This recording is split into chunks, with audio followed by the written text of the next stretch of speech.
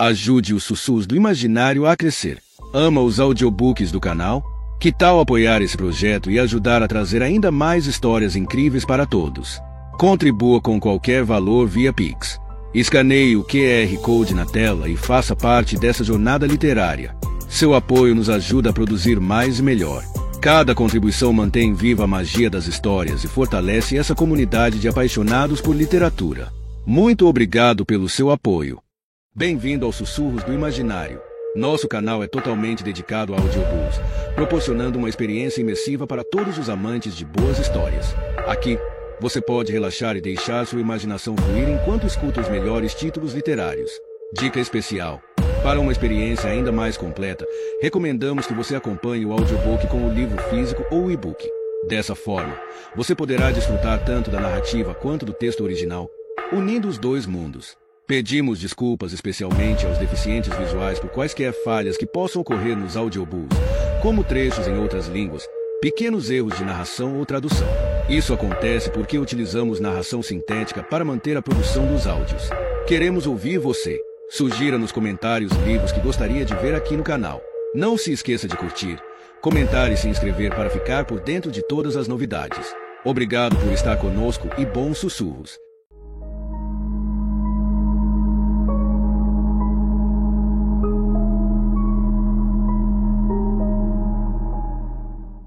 Capítulo 25. 42 euros em gorjetas. Não era uma aquisição nada má para um domingo frio de dezembro. Enquanto Lily dizia adeus ao grupo da excursão que tinha acabado de conduzir através do Fórum Romano, sentiu uma gota de chuva gelada cair-lhe na cara. Ela olhou para cima, viu nuvens escuras ameaçadoramente baixas e estremeceu. Amanhã ia certamente precisar de uma gabardina. Com aquele novo rolo de notas no bolso, encaminhou-se para o local de compras favorito de todos os estudantes somíticos de Roma, a feira da Lada de Porta Portese no Trastevere. Era já 1 da tarde e os vendedores deviam estar a fechar as suas tendas, mas ela podia ainda ter tempo para conseguir uma pechicha. Na altura em que chegou ao mercado, caía uma chuva miudinha. A piazza de Porta Portese ressoava com o barulho dos caixotes a serem arrumados nos veículos. Ela não perdeu tempo e deitou a mão a uma camisola de lã em segunda mão por apenas 3 euros.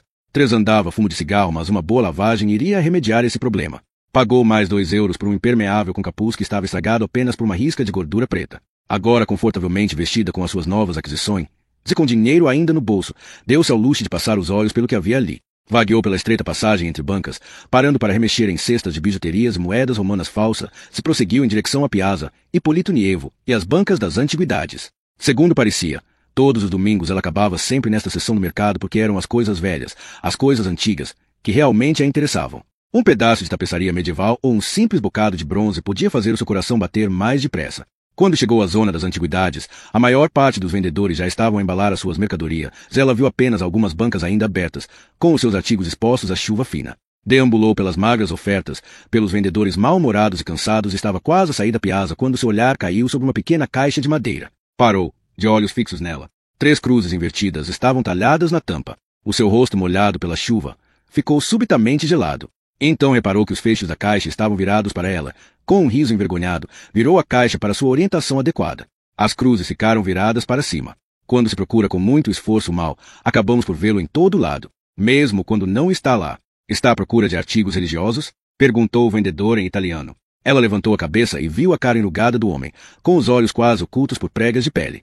Estou só a passar os olhos. Obrigada. Veja, há mais. Colocou uma caixa diante dela e ela viu o rosário de contas, uma escultura de madeira da Virgem e livros velhos, com as páginas encaracoladas pela umidade. Veja, veja, demore o tempo que quiser. À primeira vista, não viu nada nessa caixa que a interessasse. Então olhou melhor para a lombada de um dos livros. O título estava gravado a ouro na encadernação, O Livro de Enoch. Pegou nele e abriu na página inicial. Era a tradução inglesa feita por R. Charles, uma edição de 1912 publicada pela Oxford University Press. Há 2 anos, no Museu de Paris, tinha visto um fragmento com vários séculos da versão etíope. O livro de Enoch era um texto antigo, fazendo parte da literatura apócrifa. É muito antigo, disse o vendedor. Sim, murmurou ela. É, diz aí 1912. E estas palavras são ainda mais antigas, pensou ela, ao mesmo tempo que passava os dedos pelas páginas amarelecidas. Este texto era anterior em 200 anos ao nascimento de Cristo. Estas eram histórias de um tempo anterior a Noé e a sua arca, anterior a Matusalém. Ela folheou as páginas e parou numa passagem que tinha sido sublinhada à tinta. Espíritos maléficos provieram dos seus corpos, porque eles nasceram de homens, dos santos vigilantes é o seu início e origem primitiva. Eles serão espíritos malignos na terra, e espíritos malignos serão chamados. Eu tenho muitas mais das coisas dele, disse o vendedor. Olhou para ele. De quem? Do homem que era o proprietário desse livro. Isto é tudo dele. Fez um gesto abrangente para as caixas. Ele morreu no mês passado e agora tem de se vender tudo. Se está interessado em artigos desses, tenho outro igual a esse. Baixou-se para mexer noutra caixa e apareceu com um livro delgado, encadernado, que tinha a capa estragada e manchada. É do mesmo autor, disse ele. R. Charles. Não era o mesmo autor, pensou ela, mas sim o mesmo tradutor. Era uma edição de 1913 do livro dos Jubileus, mas outro texto anterior à era cristã. Embora o título Jubileus lhe fosse familiar, nunca tinha lido este livro. Levantou a capa e as páginas abriram-se naturalmente no capítulo 10, versículo 5, uma passagem que estava igualmente sublinhada a tinta. E tu sabes como os vigilantes, os pais destes espíritos, agiram no meu tempo. E quanto a estes espíritos que estão vivos, aprisiona-os, mantém-nos no lugar da condenação. E não deixes que eles tragam destruição aos filhos do teu servidor, meu Deus, porque eles são malignos e criados para destruir. Na margem, escritas com a mesma tinta, estavam as palavras, os filhos de Sete, as filhas de Caim.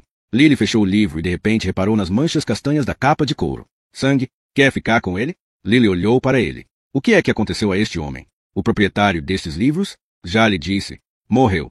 Como? Encolheu os ombros. Vivia sozinho. Era muito velho, muito estranho. Encontraram-no fechado dentro do seu apartamento, com todos estes livros empilhados contra a porta. Portanto, nem sequer conseguia sair. Louco, é? Ou aterrorizado, pensou ela, com que podia entrar. Eu faço-lhe um bom preço. Quer o livro? Ela olhou para o segundo livro, pensando no seu dono, jazendo morto e barricado no seu apartamento atravancado, e quase conseguiu sentir o cheiro de carne em decomposição a ressaltar das páginas. Ainda que sentisse repulsa pelas manchas na encadernação, desejava esse livro. Queria saber por que é que o dono dele tinha rabiscado aquelas palavras nas margens e se escrevera algo mais. 5 euros, disse o vendedor. Desta vez não regateou. Pagou simplesmente o preço pedido e afastou-se com o livro. Estava a chover mais quando subiu a úmida escada para o seu apartamento. Choveu toda a tarde enquanto ela estava sentada a ler a luz triste e insípida que vinha da janela. Leu coisas sobre Sete, o terceiro filho de Adão. Sete gerou Enos, que gerou Quena. Era a mesma linhagem eminente da qual mais tarde saíram os patriarcas Jared e Enosh, Matusalém e Noé. Mas desta mesma linhagem também saíram filhos corruptos, filhos perversos que se acasalaram com as filhas de um antepassado homicida, as filhas de Caim.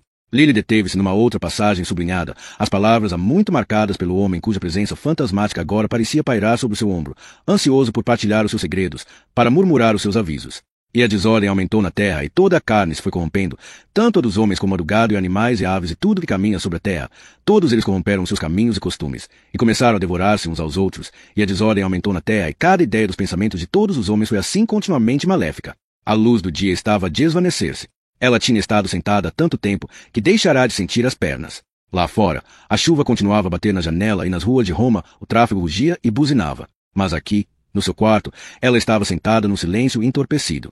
Um século antes de Cristo, antes dos apóstolos, estas palavras já eram antigas, escritas sobre um terror tão antigo que hoje a humanidade já não recordava, já não assinalava sua presença. Voltou a baixar os olhos, mais uma vez, para o livro dos Jubileus, para as agoirentas palavras de Noé, ditas aos seus filhos.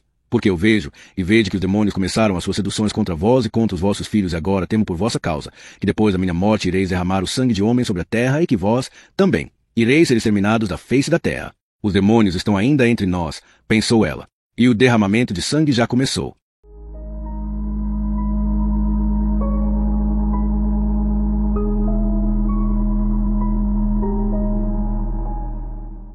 Capítulo 26. Jane e Maura seguiram de carro para o oeste pela autoestrada de Massachusetts, com Jane ao volante enquanto atravessavam a grande velocidade uma paisagem desolada de neve e árvores despidas de folhas. Mesmo nesta tarde de domingo partilharam a autoestrada com um comboio de caminhões monstruosos que enfesavam o Subaru de Jane quando ela acelerava para os contornar, como um inseto temerário. Era melhor não olhar. Maura preferiu concentrar-se nas anotações de Jane. A escrita dela era feita de rabiscos apressados, mas não menos legível do que os rabiscos dos médicos que Maura aprenderá muito a decifrar. Sarah Palmer, 28 anos. Vista pela última vez a 23/12 a pagar a conta no motel Ackman.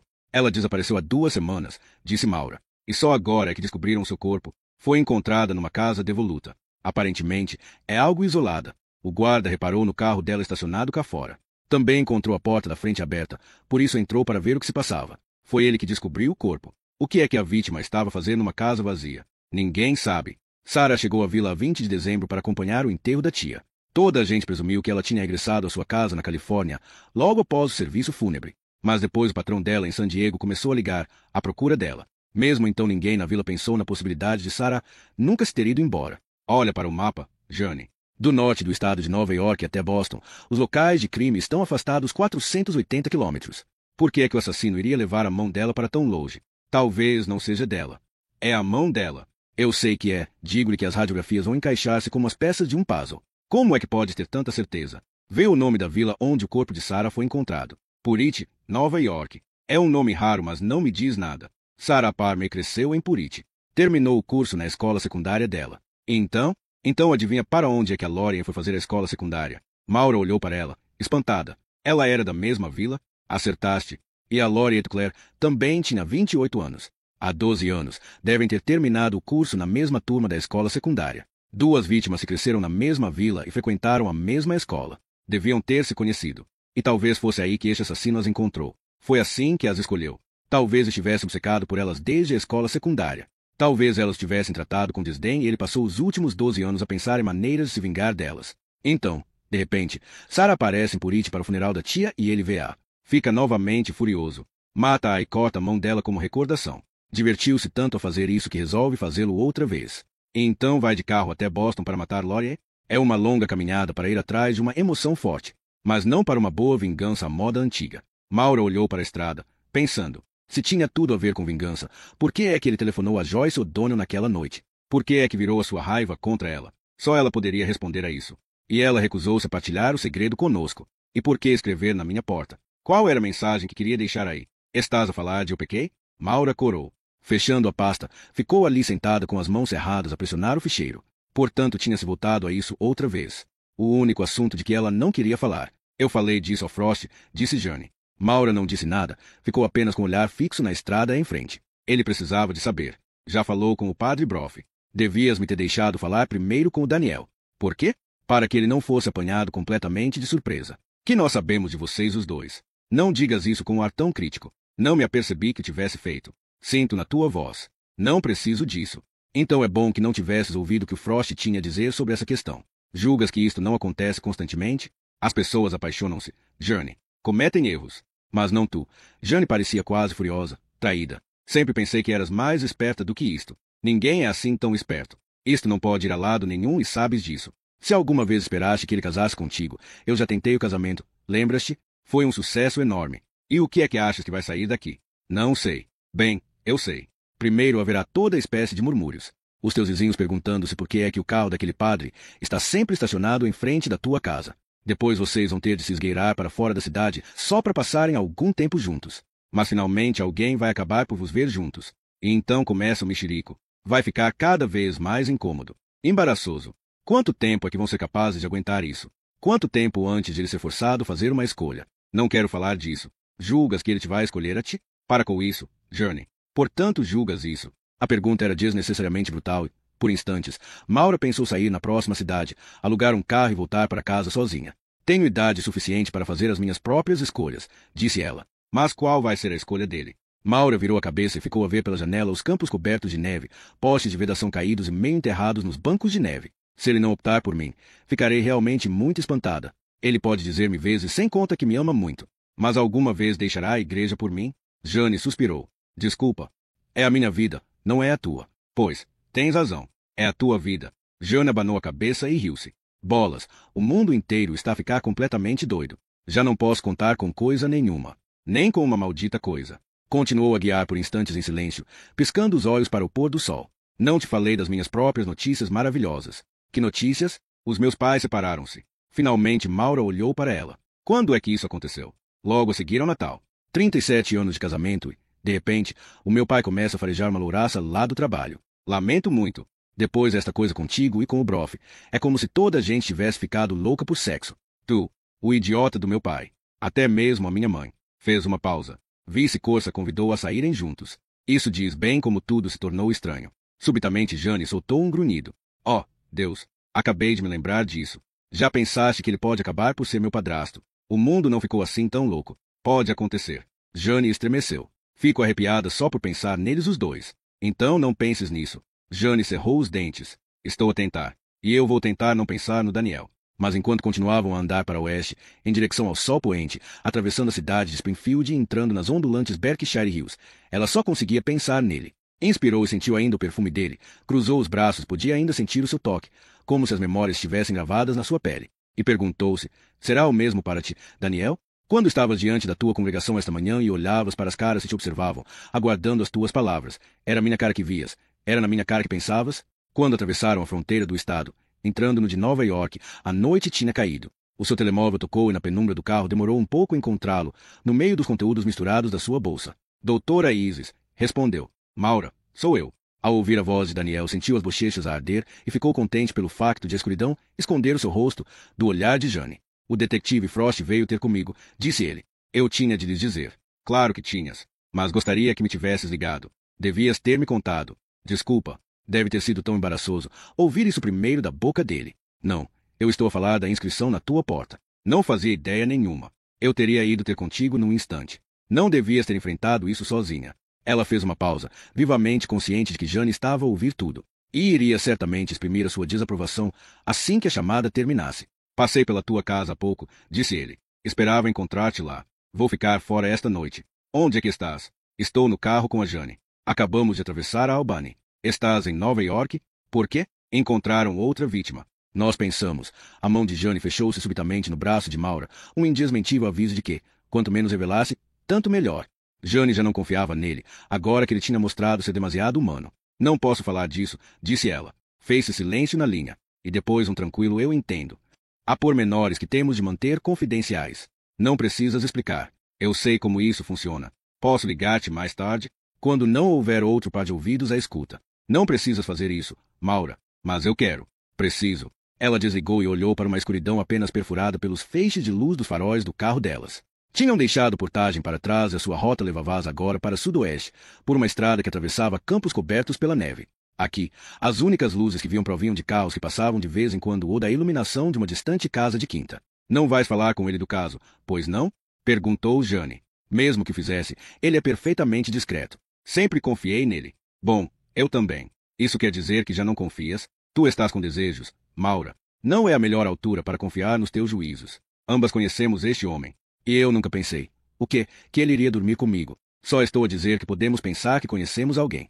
E depois essa pessoa surpreende-nos. Faz qualquer coisa que nunca esperamos e percebemos que estamos às escuras a respeito de todos. Todos. Se tu me tivesse dito há alguns meses que meu pai ia deixar minha mãe por uma Galdéria, eu respondia-te que estavas doida. Digo-te, as pessoas são um maldito mistério. Mesmo as pessoas que amamos. E agora não confias no Daniel. Pelo menos no que diz respeito ao tal voto de castidade. Não estou a falar disso. Estou a falar desta investigação. De contar pormenores que dizem respeito a nós as duas. Ele não é polícia. Não tem de saber nada. Ele estava comigo na noite passada.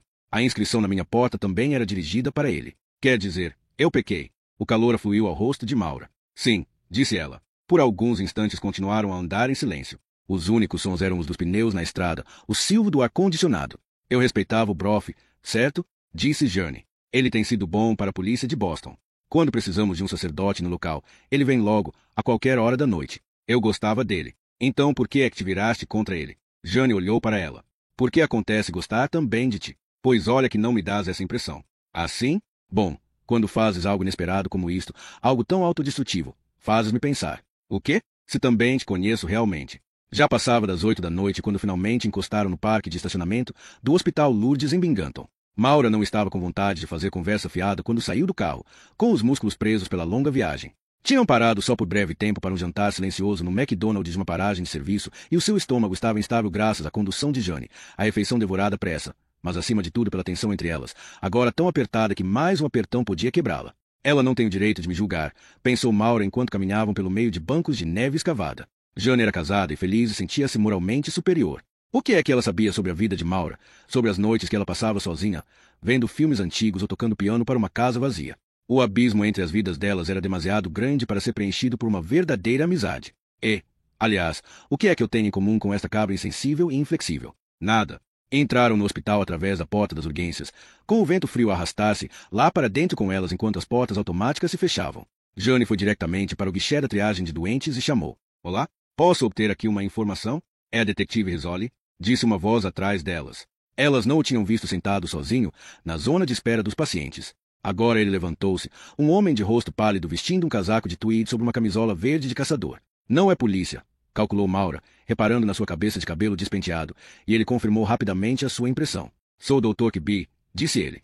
Pensei em esperar aqui fora, para que não tivesse de descobrir o caminho para a morgue. Obrigado por se encontrar conosco esta noite, disse Jane. Esta é a doutora Isis, do gabinete de médicos legistas. Maura apertou a mão dele. Já fez a autópsia? Oh, não. Não sou patologista. Sou apenas um humilde médico interno.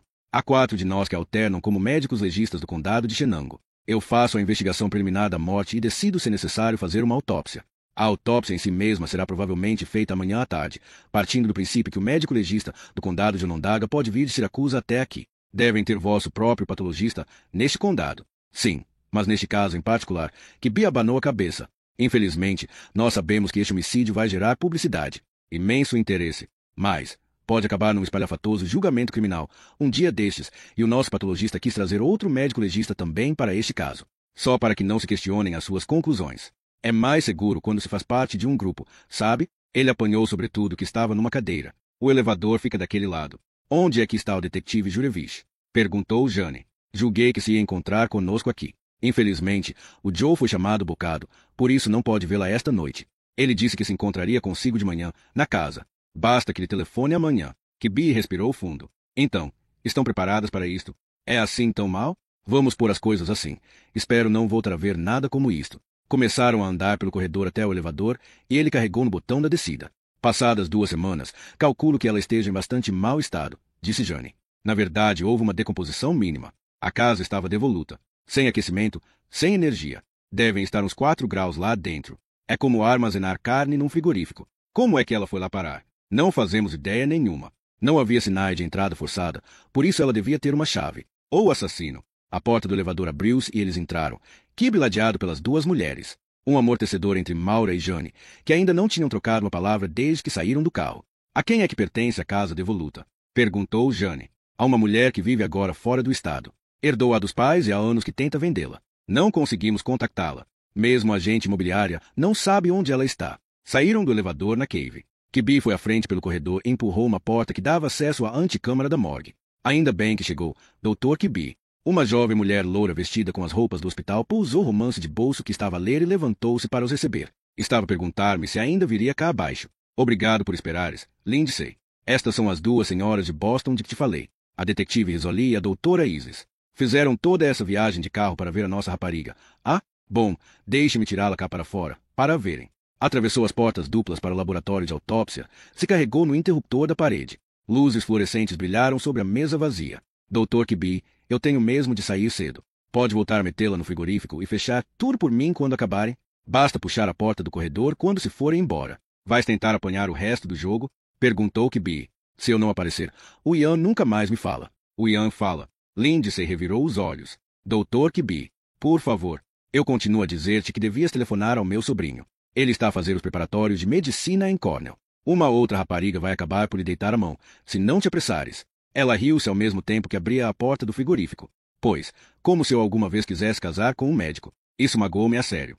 Quer dizer, eu quero um tipo que esteja em casa à hora de jantar. Puxou uma maca, rodando-a para fora do frigorífico. Querem-na na mesa? Basta na maca. Não a vamos abrir. Deixe-me só confirmar se puxei a certa. Deu uma olhadela à etiqueta ali presa e depois estendeu a mão para o feixe de correr. Não mostrou qualquer hesitação, qualquer repulsa enquanto abria o saco para expor o rosto do cadáver. Sim, é ela, disse Lindsay e endireitou-se, atirando para trás seu cabelo louro, mostrando a sua face rosada com o frescor da juventude. Um flagrante contraste com o rosto sem vida e olhos ressequidos que estavam fixos, virados para cima, na abertura da mortalha. Nós tomamos conta dela a partir daqui, disse o Dr. Kirby. A rapariga acenou-lhes. Lembre-se de puxar a porta para fechar, disse ela animadamente e saiu, deixando atrás de si um incongruente rastro de perfume. Maura tirou umas luvas de látex de uma caixa no balcão. Depois dirigiu-se à maca e abriu completamente o saco. Enquanto o plástico se abria, ninguém disse uma palavra. O que jazia naquela maca deixou-os silenciosos. A 4 graus de temperatura, o crescimento das bactérias é detido para a decomposição. Apesar de se terem passado pelo menos 2 semanas, as temperaturas geladas da casa devoluta tinham preservado os tecidos moles do cadáver e não havia necessidade de ser ungido com mentol para ocultar quaisquer odores opressivos. As luzes implacáveis revelaram horrores muito piores do que a mera putrefacção. A garganta estava aberta e exposta por um único golpe fundo que tinha cortado a traqueia de lado a lado, descendo até a coluna cervical. Mas não foi esse golpe fatal da lâmina que captou o olhar de Maura. Em vez disso, fixou os olhos no torso, na profusão de cruzes que tinham sido entalhadas nos seios, no abdômen, símbolos sagrados recortados no pergaminho da pele humana. Havia sangue incrustado nos entalhes e inúmeros fios de sangue tinham se infiltrado a partir de incisões pouco profundas, secado em linhas cor de tijolo, descendo pelos lados do torso. O olhar dela passou para o braço direito, pousado ao lado do cadáver. Viu o círculo de nódoas negras, como uma cruel pulseira marcando o pulso. Olhou para cima e cruzou olhares com Jane. A partir daquele momento único, toda a raiva entre as duas mulheres estava esquecida, posta de lado pela visão dos últimos momentos de Sarah Parmey. Isto foi feito com ela ainda viva, disse Maura. Todos esses cortes. Jane engoliu em seco. Devem ter levado horas a fazer. Kibi disse. Quando a encontramos, havia corda de nylon à volta do pulso que estava e nos 2 tornozelos. Os nós estavam pregados ao chão, para que não se pudesse mexer. Ele não fez isto a Laurie Tucker, disse Maura. Essa é a vítima de Boston? Foi desmembrada, mas não torturada. Maura deu a volta para o lado esquerdo do cadáver e baixou os olhos para o coto do pulso. A carne incisa tinha secado num couro castanho e os tecidos moles tinham se contraído, expondo a superfície do osso cortado. Talvez ele quisesse algo desta mulher, disse Jane. Talvez houvesse uma razão para a torturar. Um interrogatório, disse Kibi. Ou uma punição, disse Maura, concentrando-se no rosto da vítima. Pensou nas palavras que tinha arriscado na sua porta, na parede do quarto de Laurie Tucker. Eu pequei. Será esta a recompensa? Estes cortes não foram feitos ao acaso, disse Jane. São cruzes, símbolos religiosos. Ele também os desenhou nas paredes, disse Kibi. Maura olhou para ele. Havia mais qualquer coisa nas paredes? Outros símbolos? Sim, imensas coisas estranhas. Digo-lhe que só entrar naquela porta principal mexe-me com os nervos todos. Joe Jurevich vai mostrar-lhes isso quando forem à casa. Olhou para o corpo. Isto é tudo o que há para ver aqui, na verdade. O suficiente para lhes dizer que estamos perante um velhaco muito doente. Maura fechou o saco do corpo, encerrando o plástico sobre olhos encovados, sobre córneas toldadas pela morte. Ela não iria fazer esta autópsia, mas não precisava de um bisturi nem de sonda para saber como esta vítima tinha morrido. Vira a resposta gravada na carne da mulher. Voltaram a rolar a maca para o refrigerador e tiraram as luvas. Diante do lavatório, lavando as mãos, Kibi disse, há 10 anos, quando me mudei para o condado de Shenango, julguei que esta era a terra de Deus. Ar fresco, colinas onduladas, gente que me acenava, que me alimentava com tartes quando fazia uma consulta ao domicílio. Suspirou e fechou a torneira. Não conseguimos escapar disso, não é? Uma grande cidade, uma pequena vila. Os maridos continuam a disparar sobre as mulheres. Os miúdos continuam a fazer assaltos. Mas nunca pensei que veria este tipo de coisas doentias. Arrancou uma toalha de papel e enxugou as mãos. Muito menos numa aldeia como Purite. Vão ver o que eu quero dizer quando chegarem lá. A que distância fica daqui? Mais outra hora e meia. Talvez 2 horas de caminho. Depende de quererem arriscar as vossas vidas acelerando em estradas secundárias. Então é melhor irmos andando, disse Jane, se queremos achar lá um motel. Um motel? Riu-se Kibi. Se eu fosse, vocês paravam na vila de Norwich. Não vão encontrar muita coisa em Purite. É assim tão pequena. Ele atirou a toalha de papel para a lata do lixo. É deste tamanho.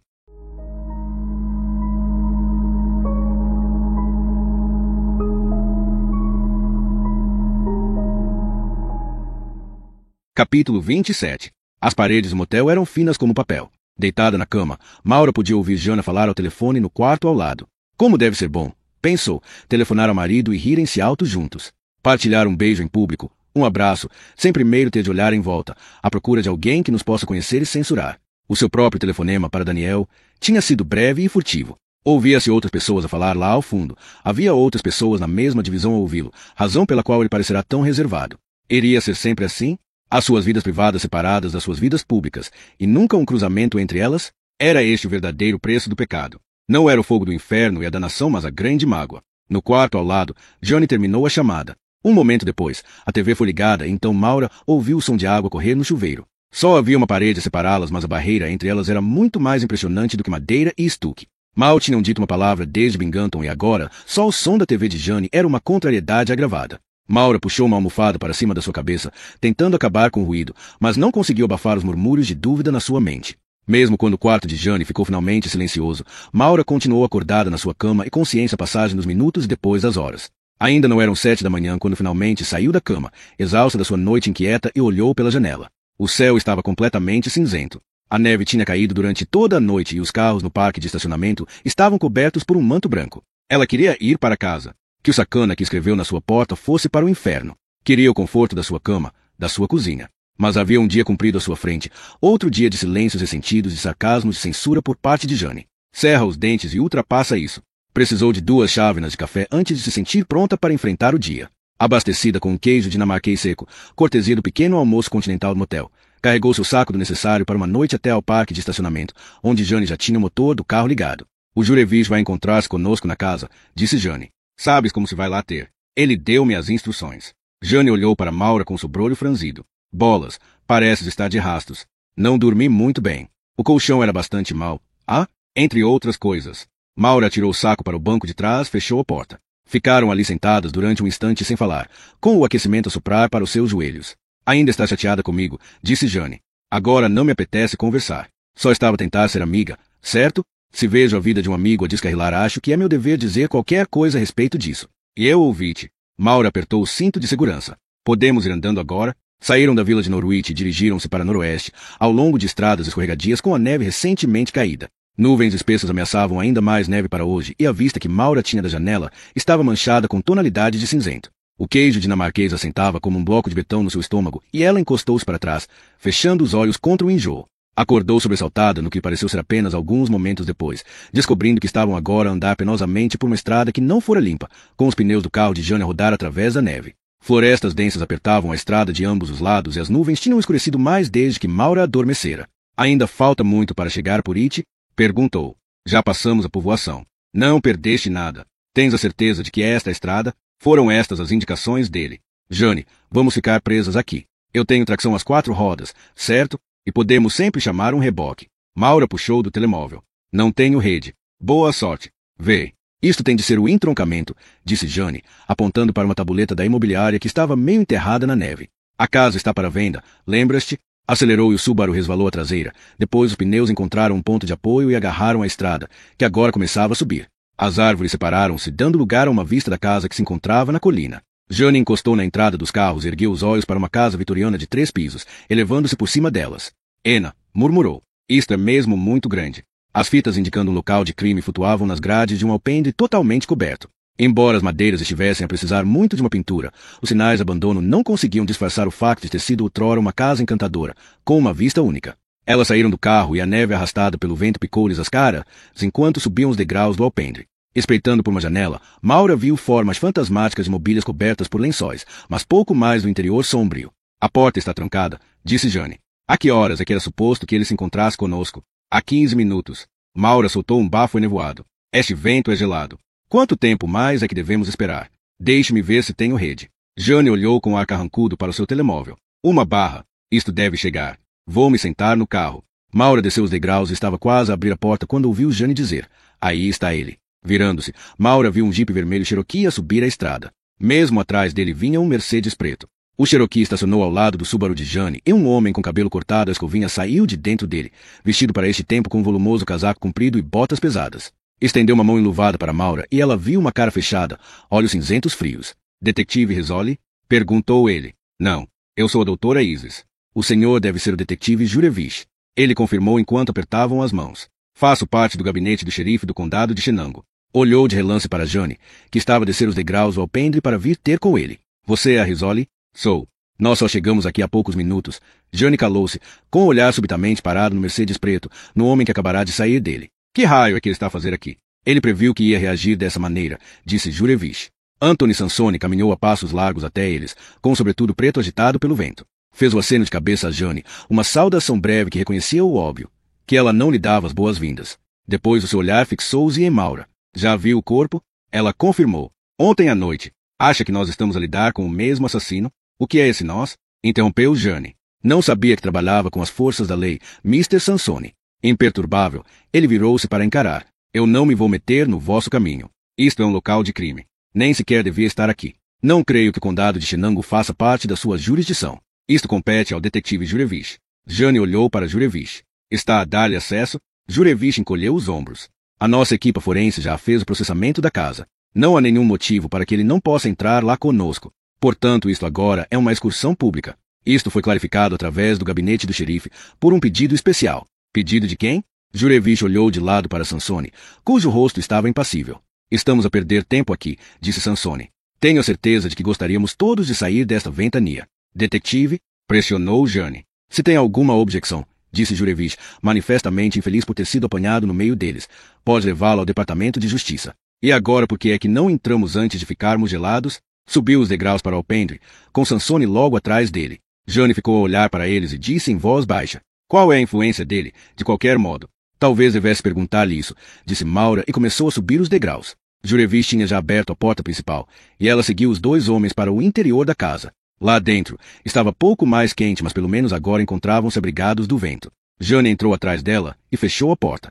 Depois do brilho ofuscante da neve, Maura levou algum tempo a adaptar os olhos à escuridade interior. Olhando através de uma porta para o salão da frente, viu móveis cobertos por lençóis e o brilho baço de soalhos de madeira. A luz pálida do inverno entrava através das janelas, lançando tom de cinzento na sala. Jurevish apontou para o fundo das escadas.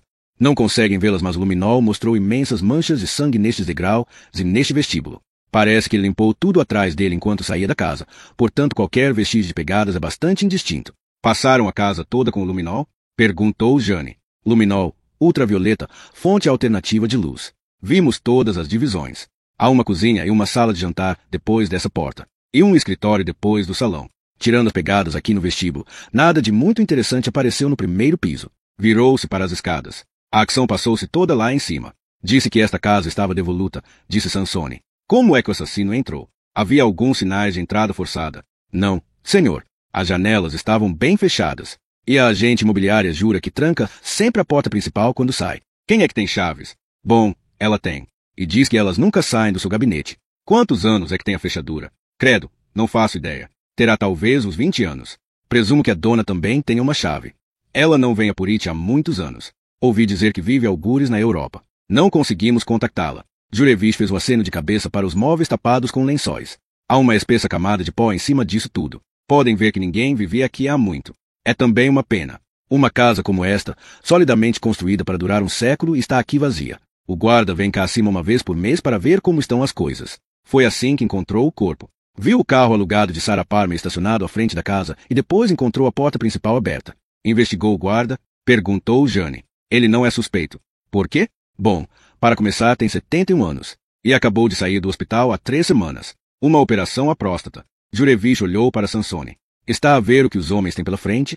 Portanto, temos diversas perguntas sem resposta, disse Sansone. Quem abriu a porta principal? Por que é que a vítima veio cá acima de carro em primeiro lugar? A casa está para venda, disse Maura. Talvez tivesse visto a tabuleta da imobiliária. Talvez tivesse vindo até aqui por simples curiosidade. Ouça, são tudo especulações, disse Jurevish. Falamos vezes sem conta acerca disto e continuamos sem saber por que é que ela veio cá acima. Fale-nos mais da Sarah Palmer, disse Sansone. Ela cresceu em Purite. Terminou o curso na escola secundária local. Mas tal como muitos outros miúdos, não conseguiu encontrar nada que aprendesse aqui. Por isso mudou-se para a Califórnia e instalou-se lá. A única razão para ter voltado à vila foi porque a tia dela morreu. Morreu de quê? Perguntou Sansone. Ah, foi um acidente.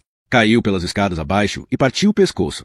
Portanto, a Sarah apanhou o avião para assistir ao serviço fúnebre. Ficou num motel perto da vila e pagou a conta no dia a seguir ao funeral. E foi essa a última vez que alguém a viu. Até sábado, quando o guarda encontrou o carro dela aqui. Olhou para o alto das escadas. Vou mostrar-lhes o quarto. Jurevish foi à frente. A meio das escadas, parou e apontou para a parede. Esta foi a primeira em que reparamos, disse ele. Esta cruz, aqui, é o mesmo símbolo que ele recortou por todo o corpo dela. Parece ter sido desenhado com um certo tipo de giz vermelho. Maura olhou para o símbolo e as mãos dela ficaram paralisadas dentro das luvas. Esta cruz está invertida. Há mais como ela lá em cima, disse Jurevish. Muitas mais. À medida que eles continuavam a subir para o patamar do segundo piso, outras cruzes apareceram na parede. Inicialmente eram apenas algumas dispersas. Depois, no sombrio corredor lá em cima, as cruzes multiplicaram-se como uma infestação furiosa concentrada ao longo do corredor, precipitando-se para uma porta. Aqui dentro as coisas tornam-se más, disse Jurevish. O aviso dele fez Maura hesitar fora da sala. Mesmo depois de os outros terem entrado, ela parou no limiar, preparando-se para o que a esperava do outro lado da porta. Deu um passo em frente, entrando numa câmara de horrores. Não foi o lago de sangue seco no chão que captou seu olhar. Foram as marcas de mãos que cobriam todas as paredes, como se uma profusão de almas perdidas tivesse deixado seu testamento sangrento ao passarem por esta sala. Estas marcas foram todas feitas com a mesma mão, disse Jurevish. Marcas idênticas da palma e das linhas dos montes. Não creio que o nosso assassino fosse tão estúpido que deixasse as dele. Olhou para Jane. Aposto que estas foram feitas com a mão amputada de Sarah Palmer, a que apareceu no seu local de crime. Meu Deus, disse Jane. Ele usou a mão dela como se fosse uma espécie de carimbo. Usando o sangue como a sua tinta, pensou Maura, passeando seu olhar pelas paredes. Quantas horas teria passado nesta sala, molhando a mão naquela poça de sangue, pressionando-a na parede como uma criança com um estojo de impressão? Então seu olhar concentrou-se na parede mais próxima, numa inscrição que tinha sido obscurecida pelas marcas de mãos sobrejacentes. Aproximou-se mais, olhando fixamente para as palavras que seguiam ao longo da parede. Era latim, e as mesmas 3 palavras eram repetidas vezes sem conta. Seguiu o texto que dava a volta à sala numa linha contínua, prosseguindo através dos cantos, como uma serpente enrolando-se ainda mais apertadamente em torno deles. Abissus abissum invocai, abissus abissum invocai, abissus abissum invocai. O significado delas tornou-se subitamente claro, e ela deu um passo atrás, gelada até aos ossos. Inferno atrai inferno, murmurou Sansone. Ela não se tinha dado conta de que ele se colocará mesmo a seu lado. É isso que significa? Perguntou Jane. É o significado literal. Também tem outro. Inferno atrai inferno já parece bastante aguerento. Abissus abissum invocai é um provérbio que remonta pelo menos a 1000 anos. Significa uma má ação leva a outra. Maura fixou os olhos nas palavras. Ele está a dizer-nos que isto é apenas o princípio. Ele está só a começar. E estas cruzes? Sansone apontou para um enxame delas, agrupadas numa parede, como se estivessem reunidas para atacar. Estão todas invertidas. É uma zombaria da cristandade, uma rejeição da igreja. Pois, disseram-nos que é um símbolo satânico, disse Jurevich. Estas palavras e as cruzes foram escritas aqui primeiro, disse Maura, com o olhar posto nos fios de sangue que tinham escorrido pela parede, obscurecendo parcialmente o fluxo do latim. Ela decifrou os salpicos, viu as gotículas em arco deixadas pelo esguicho do sangue arterial. Antes de matar, antes de cortar o pescoço, ele demorou tempo a decorar estas paredes. A pergunta a fazer é, disse Jurevich, se ele escreveu estas palavras enquanto ela estava aqui deitada, à espera de morrer, ou estava a sala já preparada como local de matança antes mesmo de a vítima chegar, e depois ele atraiu-a aqui. Há claramente provas de ter sido preparada. Jurevich apontou para o soalho, onde o sangue tinha secado numa poça congelada. Estão a ver ali os pregos? Ele veio equipado com martelo e corda de nylon. Foi assim que a imobilizou. Atou a corda à volta dos pulsos e dos tornozelos dela. Pregou os nós ao chão. Assim que ela ficou presa, podia demorar o tempo que quisesse. Maura pensou no que tinha sido entalhado na carne de Sarah Palmer. Depois olhou para os mesmos símbolos desenhados nas paredes a ocre vermelho. Um crucifixo virado ao contrário. A cruz de Lúcifer. Sansone disse, mas como é que ele iria traí-la aqui? O que é que a pode ter arrastado para esta casa? Nós sabemos que foi feita uma chamada para o quarto dela no motel, disse Jurevich, no dia em que ela pagou a conta. A recepcionista do motel transferiu-a para o quarto dela. Não tinha falado disso, disse Jane, porque não tínhamos a certeza da sua importância. Quer dizer, a Sarah Palmer cresceu nesta vila. Provavelmente devia conhecer imensas pessoas aqui, pessoas que lhe iriam telefonar depois do funeral da tia. Era uma chamada local? Feita do telefone público do posto de gasolina em Binghamton. Isso fica a algumas horas de distância. Exato. Razão pela qual achamos que não fora feita pelo assassino. Há mais outra razão? A pessoa que telefonou era uma mulher. A funcionária do motel tem a certeza disso. Já foi há 2 semanas. Ela mantém o que disse. Interrogamos-la diversas vezes. Sansone disse, o mal não tem sexo. E quais são as hipóteses de uma mulher ter feito isto? Disse Jane, apontando para a parede e para as marcas sangrentas das mãos. Eu não rejeitaria automaticamente a possibilidade de ser uma mulher, disse Sansone. Não temos aqui pegadas que possam ser úteis. Eu não rejeito nada. Estou só a considerar as possibilidades. É tudo o que são. Possibilidades. Quantos assassinos é que você apanhou? Replicou Jane. Ele encarou-a com um olhar firme. Creio que a resposta iria espantá-la. Detetive. Maura virou-se para Jurevich. O assassino deve ter passado horas aqui dentro, nesta casa. Deve ter deixado cabelos, fibras. A nossa equipa forense passou todas estas divisões com raios ultravioletas. Não podem ter saído daqui de mãos vazias. Eles saíram com imensas coisas. Isto é uma casa antiga e esteve ocupada intermitentemente nos últimos 70 anos. Encontramos cabelos e fibras em todas estas divisões. Encontramos algo que nos surpreendeu. Deixe-me mostrar-lhes o resto da casa. Voltaram para o corredor e Jurevich apontou para uma porta. Ali há outro quarto. Imenso pó, mais uns pelos de gato, mas tirando isso nada que captasse o nosso interesse. Continuou a andar pelo corredor, passando por outro quarto, por uma casa de banho com ladrilhos pretos e brancos, dando a essas divisões apenas gestos desdenhosos. Chegaram à última porta. Vejam, disse ele. Isto acabou por se revelar um quarto muito interessante. Maura detectou o tom agoirento na voz dele, mas quando entrou no quarto não viu nada de alarmante, apenas um espaço despojado de todo o mobiliário, com paredes vazias. O soalho deste quarto encontrava-se em muito melhor estado do que do resto da casa, com as suas tábuas recentemente renovadas. 2 janelas sem cortinados davam para o declive arborizado da colina, que descia para o lago gelado lá embaixo. Então o que é que este quarto tem de interessante? Perguntou Jane. O que descobrimos no soalho. Não vejo nada. Aparece quando salpicamos com luminol. A equipa forense investigou a casa inteira, para ver onde nosso assassino podia ter deixado vestígios de sangue. Para ver se ele tinha deixado vestígios que não conseguimos ver em outros quartos. Encontramos pegadas suas no corredor, nas escadas, no vestíbulo, todas elas invisíveis a olho nu. Portanto, sabemos que ele tentou limpar enquanto saía da casa. mas não conseguimos realmente esconder o sangue. Salpique-no com luminol e ele aparece logo. Jurevich olhou para o chão. É claro que apareceu aqui. Mais pegadas? Perguntou Jane. Não apenas pegadas. Era como se uma onda de sangue tivesse invadido este quarto, manchando a parede. Podem vê-lo nas fendas entre as tábuas do soalho, onde se entranhou no bolor. Naquela parede ali havia grandes manchas, onde alguém tentou lavá-lo, mas não conseguiu fazê-lo desaparecer. Mesmo que não consigam vê-lo agora, estava espalhado por todos os lados. Ficamos aqui, olhando para todo este maldito quarto a brilhar, e isso assustou-nos muito, posso dizer-vos. Porque quando voltamos a ligar as luzes, o quarto tinha o aspecto que tem agora. Não se via nada, nem um vestígio de sangue visível a olho nu. Sansone olhou para as paredes, como se tentasse ver esses chocantes ecos da morte. Depois olhou para o chão, com as suas tábuas lixadas harmoniosamente. Isto não pode ser sangue recente, murmurou. Algo mais aconteceu nesta casa. Maura lembrou-se da tabuleta Vêndice, meio enterrada na neve, colocada no sopé da colina. Pensou nas madeiras gastas pelo tempo, na pintura a descascar-se. Por que é que uma casa tão encantadora tinha sido deixada abandonada tantos anos? É por isso que ninguém a quer comprar. Jurevich confirmou. Aconteceu há 12 anos, pouco antes de me mudar para esta zona. Só soube disso quando o agente da imobiliária me contou. Não é algo que ela goste de publicitar, visto que a casa está no mercado, mas é passível de revelação. Um pequeno pormenor que qualquer potencial comprador gostaria de saber, e que os faz fugir para outro lado. Maura olhou para o chão, para rachas e fendas abrigando sangue que não podia ver. Quem é que morreu aqui? Neste quarto foi um suicídio. Mas quando se pensa em tudo mais que aconteceu nesta casa, é como se todo o maldito edifício fosse azarado. Houve outras mortes? Jurevich confirmou. Havia uma família a viver aqui nessa altura. Um médico e a sua mulher, um filho e uma filha. Mais um sobrinho a passar o verão com eles. Segundo o que todos dizem, o Saul era boa gente. Uma família unida, com imensos amigos. Nada é bem que parece, pensou Maura. Nunca é. O filho deles, de 11 anos, morreu primeiro. Foi um acidente muito doloroso. O miúdo foi pescar para o lago e não regressou a casa. Calcularam que tivesse caído água e entraram em pânico. Encontraram o corpo dele no dia seguinte. A partir daí, as coisas só pioraram para esta família. Uma semana depois, a mãe deu um trambolhão pelas escadas abaixo e partiu o pescoço. Tinha andado a tomar sedativos e calcularam que tivesse perdido o equilíbrio. Isso é uma coincidência interessante, disse Sansone. O quê? Não foi assim que morreu a tia da Sarah Parme? Uma queda nas escadas? Um pescoço partido? Jurevich fez uma pausa. Pois é, não tinha pensado nisso. Mas é uma coincidência, não é? Jane disse. Não nos tinha falado do suicídio. Jurevich confirmou. Foi o marido. Pensem nisso, o que ele deve ter sofrido. Primeiro o filho afoga-se. Depois a mulher cai pelas escadas abaixo. Portanto, 2 dias depois, puxa da sua pistola, senta-se aqui neste quarto e rebenta a cabeça. Jurevich olhou para o chão. É o sangue dele que está no soalho. Pensem nisso. Uma família inteira, praticamente dizimada em poucas semanas. O que é que aconteceu à filha? Perguntou Jane. Ela foi viver com amigos. 1 ano depois acabou o curso na escola secundária e deixou a vila. É ela a dona da casa?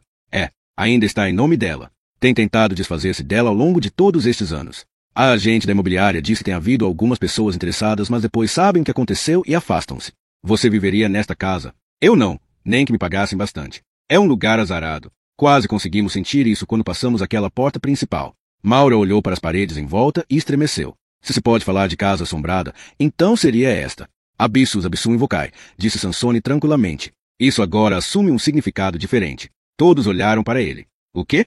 Perguntou Jurevich. Foi por isso que ele escolheu esta casa para local da sua matança. Conhecia o historial desta casa. Sabia o que aconteceu aqui e foi atraído por isso mesmo. Podem chamar-lhe uma entrada para outra dimensão. Ou um vórtice. Mas há lugares escuros neste mundo, lugares imundos que só podem ser chamados amaldiçoados. Jane soltou uma gargalhada inquieta. Acredita mesmo nisso? Aquilo em que eu acredito não interessa. Mas se o nosso assassino acredita nisso, então escolheu esta casa porque o atraía. Inferno atrai inferno. Bolas, disse Jurevich. Está a fazer-me pele de galinha. Olhou em volta para as paredes vazias e estremeceu, como se sentisse um vento gelado. Sabe o que eu penso? Deviam queimar este lugar. Queimá-lo até os alicerces. Ninguém no seu perfeito juízo iria comprá-lo. Disse que era uma família de um médico que vivia aqui, disse Jane. É verdade. O Saul. E tinham um sobrinho com eles nesse verão. Jurevich confirmou. Um miúdo de 15 anos. O que é que aconteceu a esse rapaz? Depois das tragédias? A agente imobiliária diz que o miúdo saiu de Puriti pouco tempo depois. A mãe dele veio buscá-lo. Sabe mais alguma coisa sobre ele? Lembre-se, foi há 12 anos. Ninguém o conhecia bem. E só esteve aqui nesse verão. Jurevich fez uma pausa. Eu sei o que está a pensar. O miúdo teria agora 27 anos. E saberia tudo o que aconteceu aqui. Pode também ter uma chave da porta principal, disse Jane. Como é que podemos saber mais coisas dele? Pela prima dele, suponho. A mulher que é a dona desta casa, Lily Saul. mas também não sabe como encontrá-la. A agente da imobiliária tem tentado. Jane disse, gostaria de ver os relatórios da polícia sobre a família Saul. Calculo que as mortes tenham sido todas investigadas. Eu vou telefonar para o meu gabinete, mandar que fotocopiem os arquivos para si. Pode ir buscá-los quando sair da cidade. Vai voltar para Boston esta noite? É essa nossa intenção, depois do almoço. Então vou tentar que tenham as fotocópias prontas nessa altura. Pode ser que lhe interesse ir ao Rochanes Café. Tem ótimas sanduíches de peru em pão de cacete. E é mesmo diante do nosso gabinete. Isso dá-lhe tempo suficiente para fotocopiar tudo. Não há muita coisa nos arquivos, para além dos relatórios das autópsias e do xerife. Em todos os 3 casos, o modo e a causa da morte foram bastante evidentes. Sansone tinha estado à janela, olhando lá para fora. Agora virou-se para Jurevich. Como é que se chama o vosso jornal local? Todo o condado de Shenango é bastante coberto pelo Evening Sun. A sede deles é em Norwich. Jurevich olhou para o relógio. Não há mesmo mais nada para vos mostrar aqui. Voltando lá para fora, ficaram ao vento cortante enquanto Jurevich fechava a porta principal e lhe dava um forte abanão para ter certeza de que não se abriria facilmente. Se fizermos algum progresso para o nosso objetivo, disse ele a Jane, eu telefono-lhe. Mas julgo que esse assassino acabará por ser presa sua.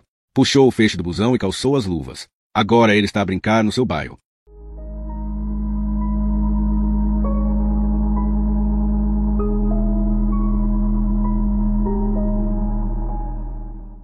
Capítulo 28. Ele aparece no seu carro de luxo e consegue ser convidado logo para o local do crime, disse Jane, agitando uma batata fria diante da cara de Maura. O que é isto? Quem é que o Sansone conhece na justiça? Mesmo Gabriel não conseguiu descobrir. Eles devem ter motivos para confiar nele. Ah, sim. Jane meteu a batata frita na boca e agarrou noutra, com a agitação a aumentar-lhe o apetite. Em poucos minutos tinha reduzido uma enorme sanduíche em pão de cacete a algumas migalhas de crosta, de bacon e agora estava a arrastar a última das batatas fritas numa poça de ketchup. Confiar no milionário que tem como passatempo a luta contra o crime, multimilionário. Quem é que ele pensa que é? O Bruce Wayne. Ou o tipo daquela série antiga de TV. O tipo rico que era polícia. A minha mãe costumava ver isso. Deves estar a falar de Burke's Law. Pois, quantos polícias ricos é que conhece? Maura suspirou e pegou na sua chávena de chá. Nenhum. Exatamente. É uma fantasia. Um tipo chateado com dinheiro acha que seria emocionante fazer de Dirty Harry, só que não quer mesmo baixar-se e sujar-se. Não quer fazer uma ronda ou escrever relatórios de incidentes. Só quer guiar o seu Mercedes e dizer-nos, a nós idiotas, como é que as coisas devem ser feitas.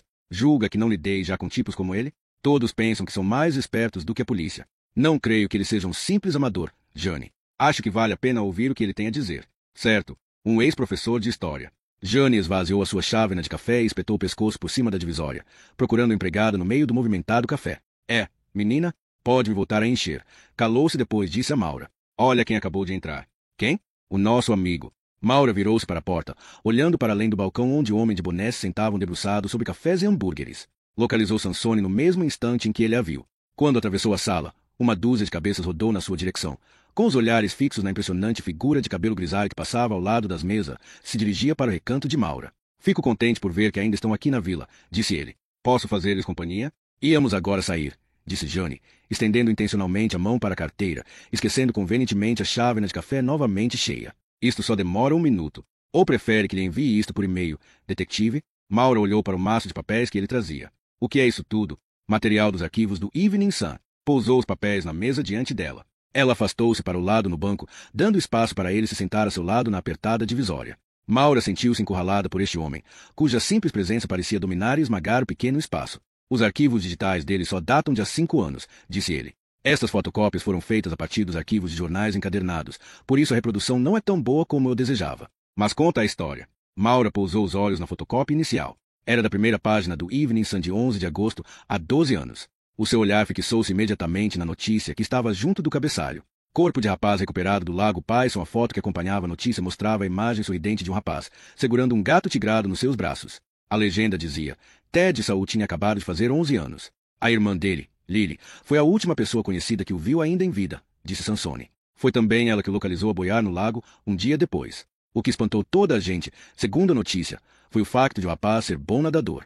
E também havia um outro pormenor interessante. Maura olhou para ele. Qual? Supostamente, ele desceu ao lago para pescar. Mas a sua caixa de apetrechos e a cana foram encontrados a uns bons 20 metros da beira de água. Maura passou a fotocópia a Jane e olhou para a notícia seguinte, publicada 18 de agosto. Uma semana depois de o corpo do pequeno Ted ser encontrado, a tragédia voltou a cair sobre a família Saul. A morte de mãe lutada, muito provavelmente acidental, acompanhando a notícia, estava outra foto, outra legenda dolorosa. M. Saul fora retratada em tempos mais felizes, radiosa diante da objetiva enquanto segurava um bebê no colo. A mesma criança, Ted, que ela iria perder 12 anos mais tarde, nas águas do Lago Payson. Ela foi encontrada no fundo das escadas, disse Maura. Olhou para Jane. Pela filha dela, Lily. Outra vez? A filha encontrou os dois? Jane pegou na notícia fotocopiada. Isto começa a parecer demasiado azar. E lembra-te da chamada feita para o quarto do motel de Sarah Palmer há 2 semanas. Era uma voz de mulher. Antes de saltarem já para as conclusões, disse Sansone, não foi Lily Saul que encontrou o corpo do seu pai. Foi o primo dela. É a primeira e única vez que o nome de Dominique Saul aparece em qualquer destas notícias. Maura passou para a terceira fotocópia e olhou para uma foto de um sorridente Dr. Peter Saul. Por baixo havia esta legenda, deprimido com a morte da mulher e do filho. Olhou para Sansone. Há alguma foto de Dominique? Não. Mas é referido nessa notícia como sendo aquele que encontrou o corpo do tio. Foi também ele que chamou a polícia. E a rapariga? Perguntou Jane. Onde é que a Lily estava quando isto aconteceu? Não diz. Calculo que a polícia investigou o álibi dela. Você iria supor que sim. Eu não iria supor coisa nenhuma. Esperemos que a informação esteja nos ficheiros da polícia, disse Sansone, porque não vai obtê-la do investigador em si mesmo. Por quê? Morreu no ano passado de um ataque cardíaco. Encontrei a sua necrologia nos arquivos do jornal. Portanto, tudo que temos é o que está nos ficheiros. Mas pense na situação. Você é um polícia local, lidando com uma rapariga de 16 anos que acabou de perder o irmão, a mãe e agora o pai. Provavelmente encontra-se em estado de choque. Talvez esteja histérica. Vai assediá-la com perguntas, para saber onde ela estava quando o pai dela morreu, sendo que isso parece claramente um suicídio. O meu trabalho é fazer perguntas, disse Jane. Eu teria perguntado. Sim, ela teria perguntado, pensou Maura, olhando para a expressão inflexível de Jane e lembrando-se das perguntas implacáveis que lhe tinham sido feitas na manhã de ontem. Sem misericórdia, sem hesitações.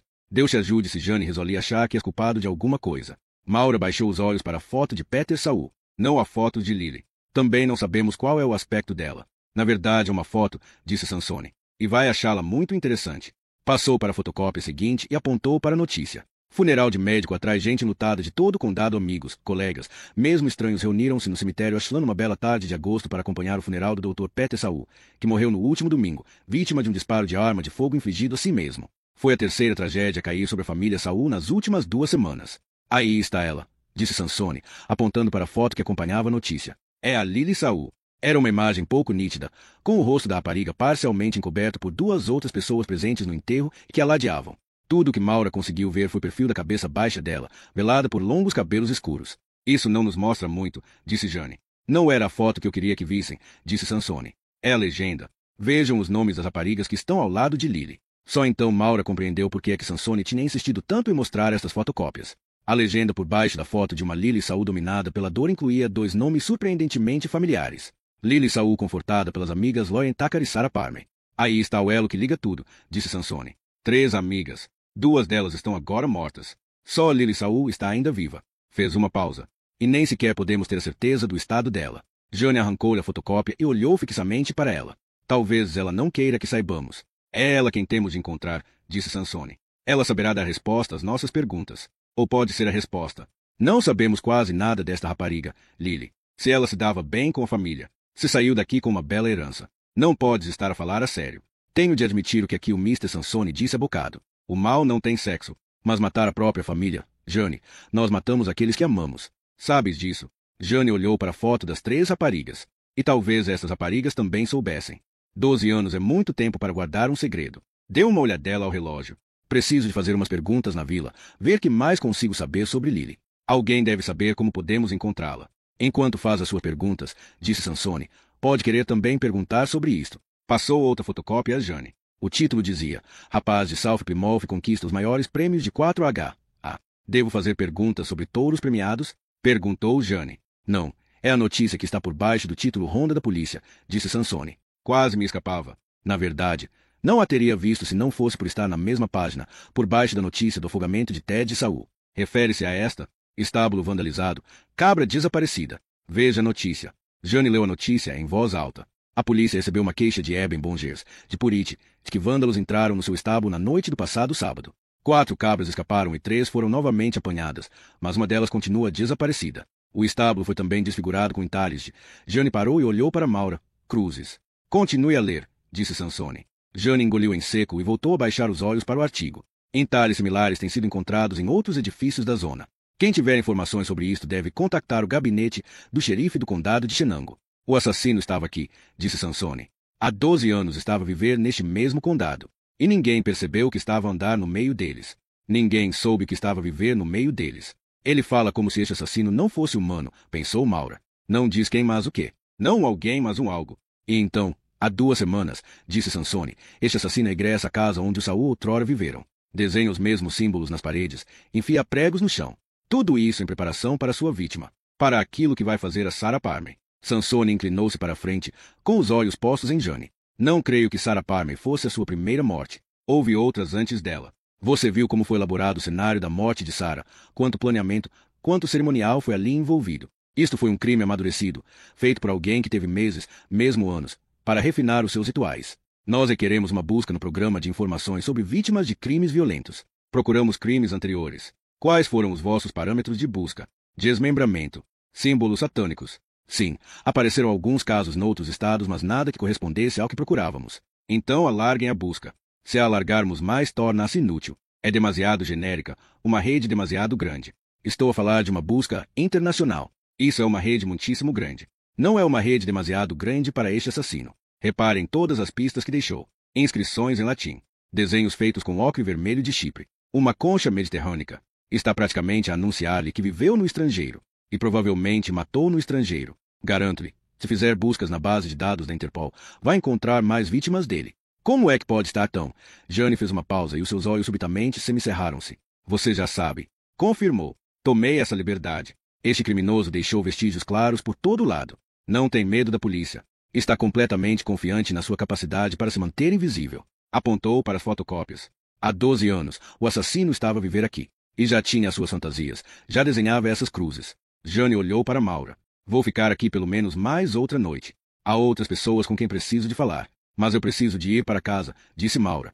Não posso ficar longe tanto tempo. O Dr. Bristol pode tratar das coisas por ti. Não pode? Tenho outras coisas de que preciso tratar. Maura não gostou do olhar que Jane subitamente lhe lançou. As outras coisas sendo Daniel Brophy? Eu vou voltar de carro para Boston esta noite, disse Sansone. Pode ir de boleia comigo.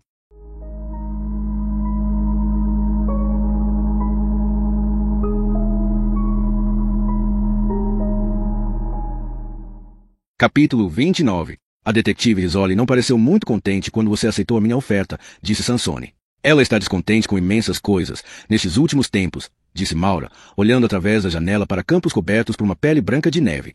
Embora a derradeira luz do dia tivesse desaparecido, a lua estava a erguer-se no céu e seu reflexo era brilhante como uma lanterna na neve. Eu incluída. Reparei na tensão que havia entre as duas. É assim tão óbvia. Ela não tentou escondê-la, pois não? Lançou-lhe uma olhadela na penumbra do carro. Vocês não podiam ser mais diferentes. Estou a descobrir isso cada vez mais. Conhecem-se há muito tempo? Há uns 2 anos. Desde que eu aceitei este trabalho em Boston. Tem sido sempre assim tão tenso entre as duas? Não. É só porque. Maura calou-se. Porque ela me desaprova. Porque está com aquele ar arrogante e moralista. E a mim não me é permitido ser humana. Apaixonar-me. Tem sido umas semanas desgastantes. Foi assim que concluiu a frase. Ainda bem que temos esta oportunidade de falar a sós, disse ele. Porque aquilo que lhe vou dizer pode parecer absurdo. E ela pôs isso de lado sem hesitar. Voltou a olhá-la de lado. Espero que esteja mais disposta a ouvir-me. Porque julga que eu sou menos cética do que ela. Não aposte nisso. O que é que achou do local do crime que vimos hoje? O que é que ele lhe disse sobre o assassino? Vi provas de uma mente gravemente perturbada. É uma possibilidade. Qual é a sua interpretação? Creio que há uma verdadeira inteligência por detrás disto. Não é apenas um qualquer maluco que se diverte a torturar mulheres. É alguém que tem um móvel claro e lógico. Novamente os seus demônios míticos. Eu sei que não aceita a existência deles. Mas viu aquela notícia sobre o estábulo que foi estragado há 12 anos. Houve mais alguma coisa naquele relato que lhe tivesse saltado à vista. Além das cruzes entalhadas no estábulo, a cabra que desapareceu. Houve 4 cabras soltas naquele estábulo e o lavrador conseguiu recuperar apenas 3. O que é que aconteceu à 4ª? Talvez tivesse fugido. Talvez se tivesse perdido na floresta. No asterisco Leucico, capítulo 16, o outro nome dado a Azazel é bode expiatório. Aquele que assume todos os pecados, todos os males da humanidade. De acordo com a tradição, o animal escolhido é levado para o deserto, carregando pecados da humanidade com ele. E é solto aí. Voltamos novamente ao seu símbolo de Azazel. Um desenho da cabeça dele apareceu na sua porta. Não se pode ter esquecido disso. Não me esqueci. Como é que podia esquecer-me de que a minha porta tem a marca de um assassino? Eu sei que é cética, disse ele. Eu sei que acha que isso acabará por ser como tantas outras investigações. que acabará por nos levar a alguma personagem bastante vulgar, mesmo lamentável, que vive tranquilamente sozinha. Um outro Jeffrey Dahmer ou um filho de Sam. Talvez este assassino ouça vozes. Talvez tenha lido vezes a mais a Bíblia satânica de Anton LaVey e a tenha levado a peito. Mas pense numa outra possibilidade, algo muito mais assustador. Olhou para ela. Que os Nefilim, os vigilantes, existem mesmo. Que sempre existiram e que ainda vivem entre nós. Os filhos de anjos caídos? Isso é meramente a interpretação bíblica. Isto é tudo bíblico. E sabe que não acredito nisso. O Antigo Testamento não é o único em que estas criaturas são mencionadas. Elas aparecem nos mitos de culturas anteriores. Cada civilização tem os seus míticos espíritos malignos. Não estou a falar de espíritos, mas sim de seres de carne e osso, com rostos humanos. Uma espécie paralela de predadores que se desenvolveram mesmo ao nosso lado, cruzando-se conosco. E nesta altura não saberíamos da sua existência. Conhecemos-los pelo mal que fazem, mas não os reconhecemos por aquilo que são realmente. Chamamos de sociopatas ou tiranos. Ou Vlad, o empalador. Eles encantam e seduzem para conquistar posições de poder e autoridade. Desenvolvem-se com a guerra, com a revolução, com a desordem. E nunca percebemos que são diferentes do resto de nós. Diferentes de uma maneira fundamental que remonta aos nossos códigos genéticos. Eles nascem predadores e o mundo inteiro é o terreno de caça deles. É essa a razão de ser da Fundação Mephisto, uma busca dessas criaturas míticas, riu-se. Também podem andar à procura de unicórnios. Há muitos de nós que acreditam nisso. E o que é que vão fazer quando finalmente encontrarem um? Matam-no e exibem a cabeça dele como um troféu? Nós somos um mero grupo de pesquisas. O nosso papel é identificar e estudar. E aconselhar. Aconselhar quem? As forças da lei. Fornecemos-lhes informação e análise. E elas usam o que lhes damos. As agências das forças da lei ligam mesmo ao que vocês têm a dizer? Perguntou ela, com um indesmentível tom de descrença. Sim. Ouvem o que dizemos. Foi tudo o que ele disse. A calma declaração de um homem tão seguro das suas afirmações que não via necessidade de as justificar. Ela pensou na maneira tão fácil como ele tivera acesso a pormenores confidenciais da investigação. Lembrou-se que as perguntas de Jane sobre Sansone tinham sido respondidas com silêncio por parte do FBI, da Interpol e do Departamento de Justiça. Estão todos a protegê-lo. O nosso trabalho não tem passado despercebido, disse ele e acrescentou em voz baixa. Infelizmente. Julguei que era essa a intenção. Ver o vosso trabalho reconhecido. Mas não pelas pessoas erradas. De alguma maneira eles descobriram-nos. Sabem quem somos e o que fazemos. Fez uma pausa. E julgam que você é um de nós. Nem sequer acredito que eles existem. Marcaram a sua porta. Identificaram-na. Ela olhou para a neve iluminada pelo luar, para a sua brancura surpreendente na noite. Estava quase tão claro como de dia. Não havia céu encoberto, nem escuridão. Qualquer movimento de uma presa seria visto nesta paisagem impiedosa. Não faço parte do vosso clube, disse ela. Pode muito bem ser. Foi vista em minha casa, foi vista comigo. Também visitou todos os 3 locais de crime. Só tenho andado a fazer o meu trabalho. O assassino pode ter me localizado em qualquer dessas noites. Foi isso que pensei ao princípio. Que você tinha atravessado por acaso a linha de visão dele, uma presa casual. Foi também isso que pensei a respeito de Ivy Kassovitz, que talvez ele a tivesse localizado no primeiro local de crime, na véspera de Natal, e que ela tinha atraído o interesse dele. Já não pensa que foi isso que aconteceu? Não, não penso. Por quê? Por causa da concha. Se eu tivesse sabido disso antes, todos nós poderíamos ter tomado precauções. E a Joyce ainda poderia estar viva. Acha que a concha era uma mensagem para si? Durante séculos, os Sansone marcharam para a batalha sob a bandeira da concha. Isto foi uma provocação, um desafio dirigido à fundação. Um aviso do que viria a seguir. E o que é que poderá ser? O nosso extermínio. Ele disse isso em voz baixa, como se só pelo facto de dizer essas palavras em voz alta pudesse fazer abater a espada sobre o seu pescoço. Mas ela não sentiu medo na voz dele, apenas resignação com a sorte que lhe estava destinada. Ela não conseguiu encontrar palavras para lhe responder. Esta conversa tinha se desviado para um terreno estranho, e Maura não conseguia encontrar a sua orientação. O universo dele era uma paisagem tão árida de pesadelos que só o facto de estar sentada com ele, no carro dele, alterava sua própria visão do mundo. Mudava-a para um território desconhecido onde os monstros andavam. Daniel, pensou, preciso-te agora. Preciso do teu toque, da tua esperança e da tua fé no mundo. Este homem é todo de trevas e tu és a luz. Sabe como é que meu pai morreu? Perguntou ele. Olhou para ele com ar carrancudo, espantado por essa pergunta. Desculpe, acredite em mim, é relevante. Toda a história da minha família é relevante. Eu tentei afastar-me dela. Passei 13 anos a ensinar no Boston College, pensando que podia viver uma vida normal como toda a gente, convencido de que meu pai era apenas um excêntrico resmungão, tal como o pai dele, pensando que todas as histórias bizarras que ele me contará quando eu era pequeno eram uma pitoresca sabedoria familiar. Olhou de relance para ela. Acreditei nelas tanto como você agora, ou seja, nada de nada. Ele parece tão racional. E contudo não é. Não pode ser. Eu ensinei história. Portanto, conheço bem os mitos antigos, disse ele. Mas nunca me conseguirá convencer de que outrora existiram sátiros ou sereias ou cavalos alados. Por que é que devia acreditar nas histórias do meu pai sobre os Nefilim? O que é que o fez mudar de ideias?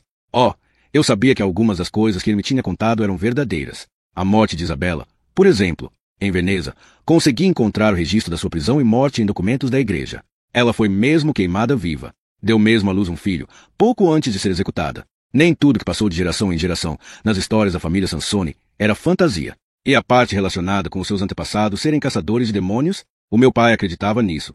E você? Eu acredito que há forças hostis que poderiam deitar abaixo a Fundação Mefisto. E agora descobriram-nos. Tal como descobriram o meu pai. Ela olhou para ele, aguardando que explicasse. Há 8 anos, disse Sansone, vou para Nápoles. Ia encontrar-se com um velho amigo, um homem que ele conhecia desde os seus tempos de faculdade em New Haven. Eram ambos viúvos. Ambos partilhavam a paixão pela história antiga. Planeavam visitar o Museu Arqueológico Nacional nessa cidade e pôr-se em dia com as vidas um do outro. O meu pai estava bastante entusiasmado com essa visita. Era a primeira vez que eu ouvia alguma animação na voz dele, desde a morte da minha mãe. Mas quando ele chegou a Nápoles, o amigo dele não estava no aeroporto, ou no hotel. Ele telefonou-me, disse-me que algo estava terrivelmente errado e que tencionava regressar no dia seguinte. Percebi que estava perturbado, mas que não iria dizer mais sobre isso. Creio que ele julgava que a nossa conversa estava a ser escutada. Ele pensava mesmo que o telefone estava sob escuta. Está a ver? Teve a mesma reação que eu tive, que era apenas meu velho pai excêntrico a imaginar, novamente, os seus demônios.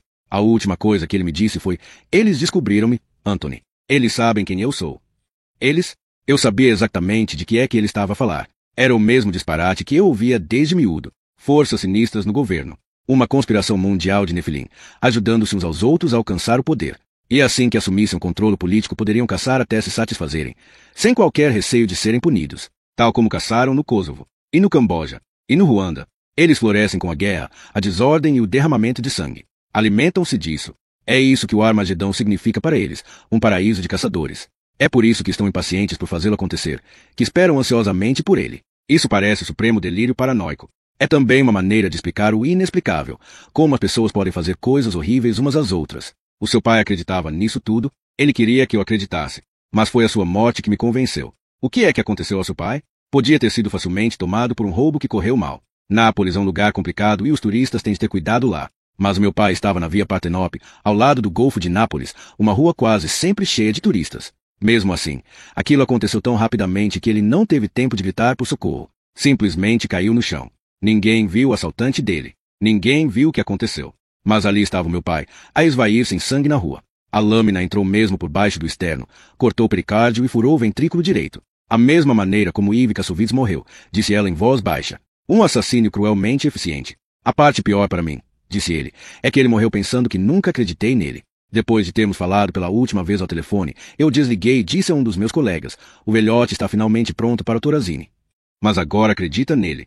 Mesmo depois de chegar a Nápoles, uns dias mais tarde, eu ainda pensava que era um gesto de violência casual. Um turista infeliz no lugar errado e na altura errada. Mas enquanto estava na esquadra da polícia, aguardando uma cópia do relatório deles, um cavalheiro mais velho entrou na sala e apresentou-se. Eu tinha ouvido meu pai mencionar o nome dele. Nunca soubera que Gottfried Baum trabalhava com a Interpol. Por que é que conheço esse nome? Era um dos meus convidados para jantar na noite em que Yves Kassovitz foi assassinada. O sujeito que saiu mais cedo para o aeroporto, ele tinha um avião para apanhar nessa noite. Um voo para Bruxelas. Ele é membro da Fundação Mefisto. Sansone confirmou. Foi ele que me fez pensar, que me fez acreditar. Todas as histórias que meu pai me contou, todas as suas loucas teorias a respeito dos Nefilim. Baum repetiu-as todas. Folia a Deus, disse Maura. Uma paranoia partilhada. Gostaria que fosse uma paranoia. Gostaria de poder afastá-la com um encolher de ombros, como você faz. Mas você não viu nem ouviu as coisas que eu, o Gottfried e outros vimos e ouvimos. A Fundação Mefisto está a lutar pela sua vida. 4 séculos depois, somos os últimos. Fez uma pausa. E eu sou o último da linhagem de Isabela. O último caçador de demônios, disse ela. Não fiz o mínimo avanço consigo, pois não? Vou lhe dizer o que não compreendo. Não é muito difícil matar alguém. Se é você o alvo, por que é que não se limitam a eliminá-lo? Não está escondido. Basta um disparo através da sua janela, uma bomba no seu carro. Para que fazer jogos estúpidos com conchas? O que é que pretendem ao avisá-lo? De que está na mira deles? Não sei. Pode ver que não é lógico. Pois não. E no entanto continua a pensar que esses homicídios têm todos a ver com a Mefisto. Ele suspirou. Nem sequer vou tentar convencê-la. Só queria que considerasse a possibilidade de tudo que lhe contei ser verdade. De haver uma irmandade mundial de Nefilim, de a Fundação Mefisto e mais ninguém. Estar igualmente consciente dessa vasta conspiração? A nossa voz começa a ser ouvida. O que é que vão fazer para se protegerem? Carregar as armas com balas de prata? Vou encontrar a Lili Saul. Ela olhou para ele de sobrolho franzido. A filha? Não acha estranho ninguém saber onde ela está? Ninguém conseguir localizá-la? Olhou para Maura. A Lily sabe qualquer coisa. Por que é que pensa isso? Porque ela não quer ser encontrada. Creio que devia entrar consigo, disse ele. Só para certeza de que está tudo bem. Estavam dentro do carro, estacionado diante da casa dela, e através dos cortinados da sala de estar via as luzes a brilhar, os candeeiros acesos pelo seu temporizador automático. Antes de sair, na véspera, tinha apagado as marcas feitas na sua porta. Olhando através da penumbra, ela perguntou se haveria novas marcas feitas ali que não conseguia ver, novas ameaças escondidas nas sombras. Eu também acho que me sentiria melhor se entrasse comigo, admitiu. Ele estendeu a mão para o compartimento das luvas, tirou de lá uma lanterna e ambos saíram do carro. Nenhum deles falou. Estavam ambos concentrados nas cercanias, a rua escura, o rumor distante do trânsito. Sansone parou no passeio, como se tentasse captar o cheiro de algo que todavia não podia ver. Subiram os degraus do alpendre e ele ligou a lanterna para examinar a porta. Não tinha nada de estranho. Dentro da casa o telefone estava a tocar. Será o Daniel? Ela abriu a porta principal e entrou. Só levou alguns segundos a marcar o código no teclado para desligar o sistema de alarme, mas quando chegou junto do telefone ele já não tocava. Carregando na tecla do registro de chamadas, reconheceu o número dele e sentiu o desejo de levantar o auscultador e ligar-lhe. Mas Sansone estava agora mesmo ao lado dela na sala de estar. Parece que está tudo bem? Ela fez um breve aceno de cabeça a confirmar. Está tudo ótimo. Por que é que não dá uma vista de olhos pela casa antes de eu me ir embora? Claro, disse ela e avançou pelo corredor. Enquanto ele a seguia, sentiu o olhar dele nas suas costas. Será que ele via isso na sua cara? Reconheceria o ar de uma mulher apaixonada? Foi de sala em sala, vendo janelas, abanando portas. Estava tudo fechado. Por uma simples questão de hospitalidade, devia oferecer um café e convidá-la a ficar ali alguns minutos, depois de ter sido amável ao ponto de a trazer a casa. Mas não lhe apetecia ser hospitaleira. Para seu alívio, ele não se demorou, virou-se para sair. Eu telefono-lhe amanhã de manhã para ver como está, disse ele. Eu fico bem. Precisa de ter cuidado, Maura. Todos nós precisamos. Mas eu não sou uma de vós, pensou. Nunca quis ser. A campainha da porta tocou. Olharam um para o outro. Ele disse calmamente. Por que é que não vai ver quem é? Ela respirou fundo e entrou no vestíbulo. Deu uma olhadela através da janela e abriu imediatamente a porta. Mesmo o golpe de ar frio não conseguiu afastar o rubor das suas faces quando Daniel entrou, com os braços estendidos já para ela. Então ele viu outro homem no corredor e ficou ali parado. Sansone quebrou suavemente o silêncio. O senhor deve ser o padre Broff, disse ele, estendendo a mão. Eu sou Anthony Sansone. Viu na casa da doutora O'Donnell na outra noite, quando foi lá buscar a Maura. Daniel confirmou. Já tinha ouvido falar de si. Os dois apertaram as mãos, um cumprimento rígido e cauteloso. Depois Sansone teve o bom senso de fazer uma saída rápida. Ligue o seu sistema de alarme, lembrou a Maura. Vou ligar. Antes de passar a porta da frente, lançou um último olhar curioso a Broff. Sansone não era cego nem estúpido. Devia provavelmente adivinhar o que este sacerdote estava a fazer em casa dela. Boa noite, disse ele e saiu. Ela fechou a porta. Tive saudades tuas, disse ela e enfiou-se nos braços de Daniel. Pareceu um dia comprido, murmurou. Só pensava em voltar para casa. Estar contigo. Eu também só pensei nisso. Desculpa parecer assim e apanhar-te de surpresa. Mas tinha de passar por aqui. É o gênero de surpresa que me agrada. Julguei que chegavas muito mais cedo. Paramos na estrada para jantar. Isso preocupou-me. Sabes, que viesses para casa de carro com ele. Não tinhas nada com que te preocupar.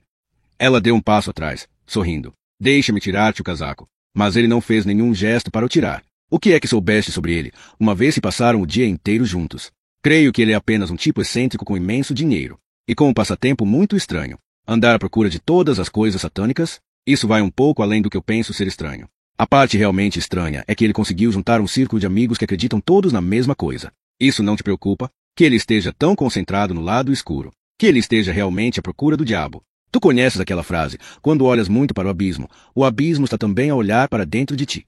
Sim, eu conheço a frase. Vale a pena lembrá-la, Maura. Como as trevas facilmente se podem aproximar de nós. Ela riu-se. Isso parece um dos teus sermões de domingo. Estou a falar a sério. Tu não sabes o suficiente sobre este homem. Eu sei que ele te preocupa. Sei que ele te está a fazer ciúmes. Tocou na cara dele. Vamos parar de falar dele. Ele não interessa. Vamos lá. Deixa-me tirar-te o casaco. Ele não fez um gesto para o desabotoar. Só então é que ela compreendeu. Não vais ficar aqui esta noite, disse ela. Ele suspirou. Não posso. Desculpa. Então por que é que vieste até cá? Já te disse, estava preocupado. Queria ter a certeza de que ele te trazia para casa em segurança. Não pode ficar, mesmo que sejam apenas algumas horas. Oxalá pudesse. Mas à última hora eles pediram-me para assistir a uma reunião em Providência. Vou ter de ir de carro até lá esta noite. Eles. Ela não tinha nenhum direito sobre ele. A igreja, claro, dirigia a vida dele. Eles eram os donos dele. Daniel envolveu-a com seus braços, com a sua respiração a acalentar-lhe o cabelo. Vamos para longe um dia destes, murmurou. Um lugar qualquer fora da cidade, onde ninguém nos conheça. Enquanto ele caminhava para o carro, ela ficou com a porta bem aberta, o frio a escorrer à sua volta, para dentro de casa. Mesmo depois de ele se afastar, ficou na entrada, inconsciente do cruel vento cortante. Era sua justa punição por desejá-lo. Isto era o que a igreja dele exigia deles. Camas separadas, vidas separadas. Poderia o próprio diabo ser mais cruel? Se eu pudesse vender a minha alma ao diabo para ter o teu amor, creio que o faria.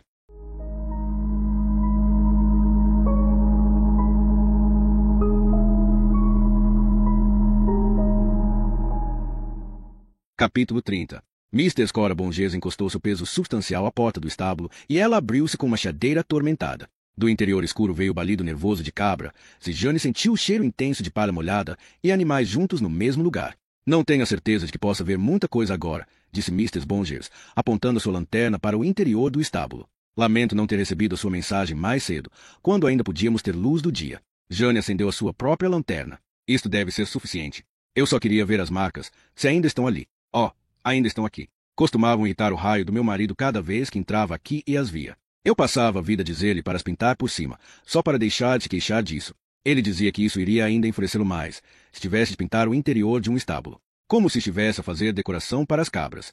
Mr. Bonges entrou, com as suas botas fortes a pisar pesadamente o chão sujo, coberto por palha. Bastara a curta caminhada desde a casa para deixar sem fôlego e ela parou, arfando ruidosamente, e apontou a sua lanterna para um cercado de madeira, onde uma dúzia de cabras estavam reunidas num ajuntamento instável. Elas ainda sentem a falta dele, sabe? Ah! O Eben queixava-se constantemente do muito trabalho que isso lhe dava, ter de as ordenhar todas as manhãs. Mas ele amava estas meninas. Já morreu há 6 meses, mas elas ainda não se habituaram a que outra pessoa as ordenhasse. Abriu o cercado e olhou de relance para Jane, que tinha ficado para trás. Não tem medo das cabras, pois não? Temos mesmo de entrar aí? Ah, elas não lhe vão fazer mal. Tenha cuidado com o seu casaco. Elas gostam de mordiscar. Agora vejam se são simpáticas. Cabras, pensou Jane enquanto entrava no cercado, fechava a porta atrás dela. Não mordam o polícia. Começou a andar com cuidado no meio da palha, tentando não sujar os sapatos. Os animais observavam-na com olhares frios e desinteressados. A última vez que estivera assim tão perto de uma cabra tinha sido numa visita do seu 2º ano de escola a um jardim zoológico para crianças. Nessa altura olhou para a cabra olhou para ela, e quando deu por si estava estendida de costas com os seus companheiros de turma a rirem-se dela. Não confiava nos animais e manifestamente eles também não confiavam nela. Ficavam afastados enquanto ela atravessava o cercado. Veja, disse Mr. Bonges com a lanterna apontada para a parede. Isto é apenas uma parte. Jane aproximou-se mais, com o seu olhar fixado nos símbolos entalhados profundamente nas tábuas. As 3 cruzes do Gólgota. Mas esta era uma versão pervertida, com as cruzes de cabeça para baixo. Há também mais ali em cima, disse Mr. Bonges, apontou o feixe de luz para a trave em cima, mostrando mais cruzes, entalhadas mais alto na parede. Ele teve de trepar a alguns fardos de palha para fazer aquelas. Tanto trabalho. Deve pensar que esses malditos miúdos teriam coisas melhores para fazer. Por que é que acha que foram miúdos que fizeram isto? Quem senão eles? Era verão e estavam chateados. Não tinham melhor para fazer do que andar a estragar as paredes com golpes de navalha. Pendurar aqueles amuletos esquisitos nas árvores. Jane olhou para ela. Quais amuletos? Bonecas feitas de ramos e coisas dessas. Coisinhas arrepiantes. Os do gabinete do xerife só se riram disso, mas eu não gostei de as ver penduradas nas árvores. Parou a olhar para um dos símbolos. Ali, como essa? Era uma figura esguia de um homem com que parecia ser uma espada a sair de uma mão. Entalhado por baixo estava isto, RX, 7ª. Seja o que for que isso signifique, disse Mr. Bonges. Jane virou-se para ela. Eu li na ronda da polícia que uma das suas cabras desapareceu nessa noite. Chegou a recuperá-la? Nunca a encontramos.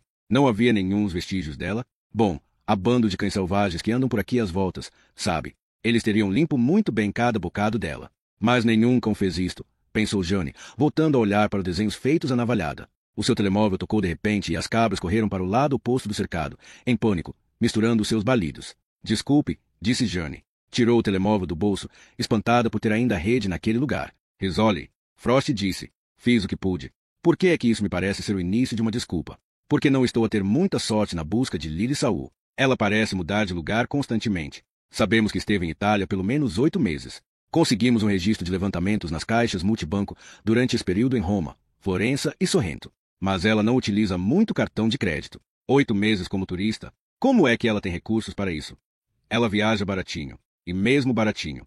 Hotel de 4ª classe o tempo todo. Mas ela pode ter trabalhado lá ilegalmente. Eu sei que teve um trabalho temporário em Florença, ajudando um conservador de museu. Ela tem preparação para isso. Tem um curso universitário em estudos clássicos. E quando ainda era estudante, trabalhou numa escavação em Itália, num lugar chamado Paestum. Por que raio é que não a conseguimos encontrar? A mim parece-me que não quer ser encontrada. Muito bem. E o primo dela, Dominique Saul? Ah, esse é um problema sério. Não me vais dar notícias boas esta noite, pois não? Tenho uma cópia do registro acadêmico dele na Putnam Academy. É um internato em Connecticut. Ele esteve lá cerca de 6 meses, enquanto fazia o 10º ano. Portanto, ele teria, o quê? 15, 16 anos? 15. Terminou esse ano e esperava-se que voltasse lá no outono seguinte. Mas nunca voltou. Foi o verão em que ficou com a família Saul em Purite. Exato. O pai do rapaz tinha acabado de morrer, por isso o Dr. Saul levou para passar o verão com eles. Quando o rapaz não regressou à escola, em setembro, a Putnam Academy tentou localizá-lo. Por fim, receberam uma carta da mãe dele, retirando da escola. Então, para que escola é que ele foi? Não sabemos. A Putnam Academy diz que nunca receberam um pedido para encaminharem o currículo acadêmico do rapaz. Foi o último registro dele que encontrei. E a mãe dele? Onde é que ela está? Não faço ideia. Não consigo encontrar o raio de uma coisa sobre essa mulher. Ninguém na escola alguma vez a conheceu. Tudo que tem é uma carta, assinada por Margaret Saul. É como se todas essas pessoas fossem fantasmas. O primo, a mãe dele. Eu tenho a foto escolar do Dominique. Não sei se nos é muito útil, visto que ele tinha só 15 anos na altura. Qual é o aspecto dele? É um miúdo realmente bem parecido. Louro, olhos azuis. E a escola diz que as provas dele estavam ao nível do gênio. Era obviamente um rapaz esperto. Mas uma nota na ficha dele indica que o miúdo não parecia ter amigos. Jane ficou a ver Mrs. Bonges acaular as cabras. Estava agachada perto delas, arrolando-as no mesmo estábulo sombrio em que, 12 anos antes, alguém tinha entalhado símbolos estranhos na parede. Alguém que podia muito bem ter passado a entalhar mulheres. Muito bem. Aqui vai a parte interessante, disse Frost. Estou agora a olhar para os papéis de inscrição do rapaz na escola. Sim? Há uma seção que o pai preencheu, a respeito de quaisquer especiais preocupações se pudesse ter. E o pai escreveu que esta era a primeira experiência de Dominique numa escola americana, porque tinha vivido no estrangeiro a maior parte da sua vida. No estrangeiro, ela sentiu de repente a sua pulsação a bater num ritmo mais acelerado. Onde? Egito e Turquia. Frost fez uma pausa e depois acrescentou, significativamente. E Chipre. O olhar dela voltou a fixar-se na parede do estábulo, no que tinha sido ali entalhado. RX7. Onde é que estás agora? Perguntou. Em casa. Tens aí uma Bíblia? Por quê? Quero que me procures uma coisa. Deixe-me perguntar a Alice onde é que ela está. Ouviu chamar a mulher. Depois ouviu passos e Frost disse. Pode ser a Bíblia na versão King James. Se é o que tens aí. Agora olha para o índice. Diz-me que partes é que começam com a letra R, Antigo ou Novo Testamento. Os dois. Através do telefone, ouviu as páginas a serem folheadas. Há o livro de Ruth, Romanos, e há o da Revelação, o Apocalipse. Para cada um desses livros, lê-me as passagens do capítulo 20, versículo 7. Está bem, deixa-me ver. O livro de Ruth não tem capítulo 20. Só vai até o 4. Romanos? A epístola aos Romanos acaba no capítulo 16. E o Apocalipse? Espera aí. Mais o sul de páginas a serem folheadas. Aqui está. Apocalipse, capítulo 20, versículo 7. E quando se completarem os 1000 anos, Satanás... Frost fez uma pausa. A sua voz baixou para um murmúrio. Satanás será solto da sua prisão. Jane sentia o seu próprio coração a bater com força. Olhou fixamente para a parede do estábulo, para o entalhe da figura, esguia empunhando a espada. Não é uma espada, é uma gadanha. Risoli? Disse Frost. Ela respondeu. Acho que sei qual é o nome do nosso assassino.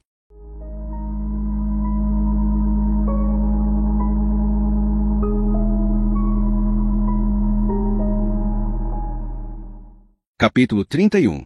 Debaixo da Basílica de São Clemente, o som da água correr ecoava na escuridão. Lily apontou sua lanterna através da grade de ferro que barrava a entrada para o túnel, e o feixe revelou antigos muros de tijolo e o brilho fraco de água correr muito lá embaixo. Há um lago subterrâneo por baixo da Basílica, disse ela. E podem ver aqui o rio subterrâneo, que nunca para de correr. Por baixo de Roma há outro mundo, um vasto submundo de túneis e catacumbas. Olhou para as caras extasiadas fixadas nela através da penumbra.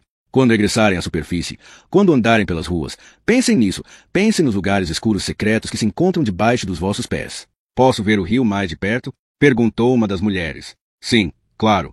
Esperem. Eu seguro a luz enquanto cada um vem espreitar pela grade. Uma a uma, as pessoas do seu grupo excursionista revezaram-se, apertando-se ao lado de Lily, para espreitar o interior do túnel. Na verdade, não havia grande coisa para ver. Mas quando se viaja para Roma, talvez a única visita de uma vida inteira, é dever de um turista olhar. Hoje, Lily tinha apenas 6 na excursão, 2 americanos, 2 ingleses e um casal de alemães. Não era uma aquisição assim tão boa, não levaria para casa muito em matéria de gorjetas. Mas o que é que se podia esperar de uma quinta-feira fria em janeiro? Os turistas do grupo de Lily eram agora os únicos visitantes no labirinto, e ela deixou que se demorasse enquanto inspecionavam contra a grade metálica, os seus impermeáveis estaladiços roçando nela. Ar úmido soprava do túnel, bafiento com o cheiro de pedra bolorentas molhadas, o odor de épocas muito antigas. O que eram estes muros, originalmente? Perguntou o alemão. Lily tinha o marcado como homem de negócios. Com 60 e tal anos, falava um inglês excelente e vestia um caro sobretudo Burberry. Mas a mulher dele, suspeitava Lily, não era tão fluente em inglês, visto que a mulher quase não dissera uma palavra durante toda a manhã. Estes muros são os alicerces de casas que existiam aqui no tempo de Nero, disse Lily. O grande incêndio do ano de 64 reduziu este bairro a um monte de escombros carbonizados. Foi o incêndio em que Nero tocava violino enquanto Roma ardia? Perguntou o americano.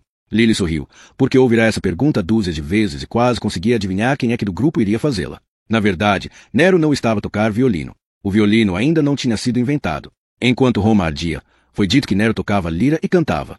E depois lançou a acusação do incêndio sobre os cristãos, acrescentou a mulher dele. Lily desligou a lanterna. Venham, vamos avançar. Há muito mais para ver. Ela foi à frente no labirinto sombrio. Por cima deles, o tráfego rugia em ruas movimentadas e os vendedores vendiam postais ilustrados bugigangas aos turistas que percorriam as ruínas do Coliseu. Mas aqui, debaixo da basílica, havia apenas o som da água que corria eternamente e o rumor dos impermeáveis deles enquanto se deslocam pelo túnel sombrio. Este tipo de construção é chamado opus reticulatum, disse Lily, apontando para os muros. É um trabalho de construção que alterna tijolos com tufo calcário. Tchuferum era novamente o americano. As perguntas estúpidas eram sempre feitas por ele. Isso é, digamos, mais forte do que se for o Anfer? Só a mulher dele é que se riu, soltando um relincho forte e irritante. Tufa, disse o inglês, é na realidade cinza vulcânica compacta. Sim, é exatamente isso, disse Lily. Era usada muitas vezes como elemento da construção nas casas romanas. Como é possível nunca termos ouvido falar dessa tal tufa? Perguntou a mulher americana ao marido, dando a entender que, se não sabiam da sua existência, é porque não podia existir. Mesmo na penumbra, Lily viu o inglês revirar os olhos. Ela respondeu com um divertido encolher de ombros. Você é americana, certo? Perguntou a mulher a Lily. Miss? Lily fez uma pausa. Não gostava dessa pergunta tão pessoal. Na verdade, mentiu. Sou canadiana. Sabia o que era tufa antes de se tornar guia? Ou isso é, digamos, apenas uma palavra europeia. Muitos americanos não conhecem a palavra, disse Lily. Bom, então está bem. É só uma coisa europeia, disse a mulher, satisfeita. Se os americanos não a conheciam, não podia ser importante. O que estão a ver aqui, disse Lily, avançando rapidamente com a excursão, é o que resta da vila de Titus Flavius Clemens. No século I isto era um lugar de encontros secretos para os cristãos, antes de serem aceites oficialmente. Nessa altura era ainda um culto primitivo que só conquistava popularidade entre as mulheres nobres. Acendeu novamente a lanterna, usando o feixe de luz para direcionar o olhar deles. Agora estamos a entrar na parte mais interessante destas ruínas. Esta parte só foi descoberta em 1870. Aqui vamos ver um templo secreto para rituais pagãos. Atravessaram um corredor e colunas coríntias, surgiram lá à frente nas sombras. Era a antecâmara do templo, ladeada por bancos de pedra, decorados com frescos e estuques antigos. Avançaram para o interior do santuário, passando por 2 nichos sombrios, lugar de ritos de iniciação. No mundo lá de cima a passagem dos séculos tinha alterado ruas e linhas do horizonte, mas nesta gruta antiga o tempo tinha parado. Aqui ainda estava a escultura do deus Mitra matar o touro.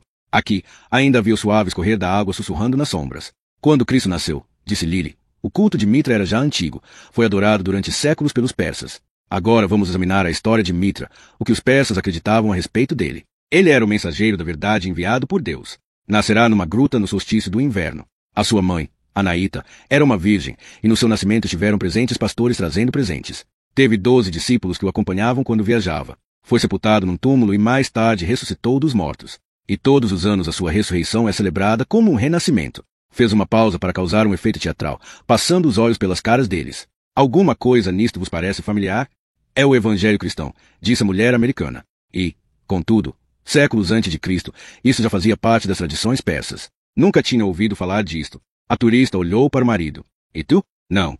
Então talvez devesse visitar os templos de Ostia, disse o inglês. Ou o Louvre, ou o Museu Arqueológico de Frankfurt. Podem ver como lá é educativo. A mulher americana virou-se para ele. Não precisa de ser arrogante. Acredite em mim, minha senhora. Nada do que aqui a nossa deliciosa guia nos contou é chocante ou falso. Mas você sabe tão bem como eu que Cristo não era um tipo persa com um chapéu engraçado que matava touros.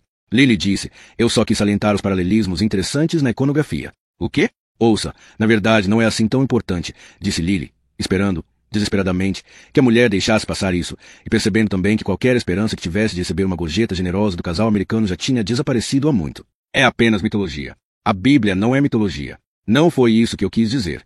E, de qualquer modo, o que é que sabe realmente dos persas?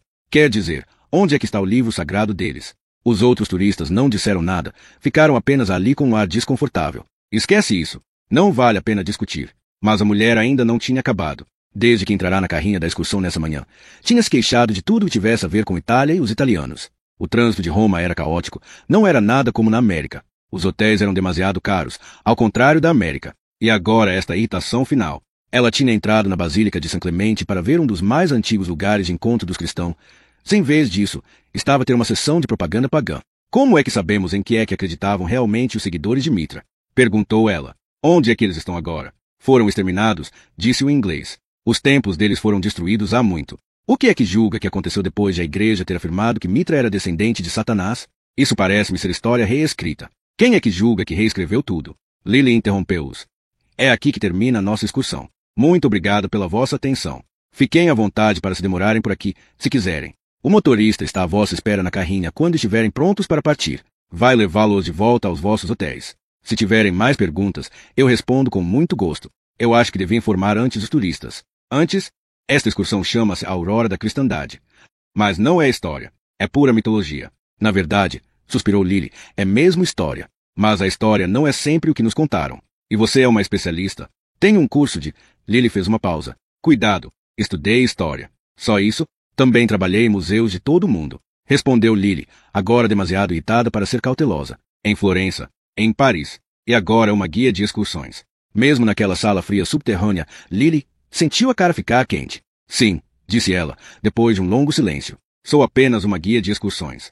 Nada mais.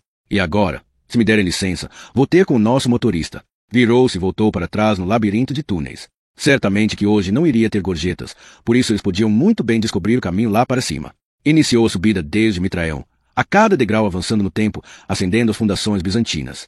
Aqui, por baixo da Actual Basílica de São Clemente, estavam os corredores abandonados de uma igreja do século IV, enterrada debaixo da igreja medieval que mais tarde a substituiu. Ouviu vozes que se aproximavam, falando francês. Era um grupo de excursão que fazia sua descida ao Mitraeum. Vinham pelo corredor estreito e Lily colocou-se de lado para deixar passar os 3 turistas e o seu guia. Quando as suas vozes deixaram de se ouvir, ela parou por baixo de frescos em desagregação, sentindo-se subitamente culpada por ter abandonado seu próprio grupo. Por que é que deixará que os comentários de uma turista ignorante a perturbassem tanto? Onde é que tinha a cabeça?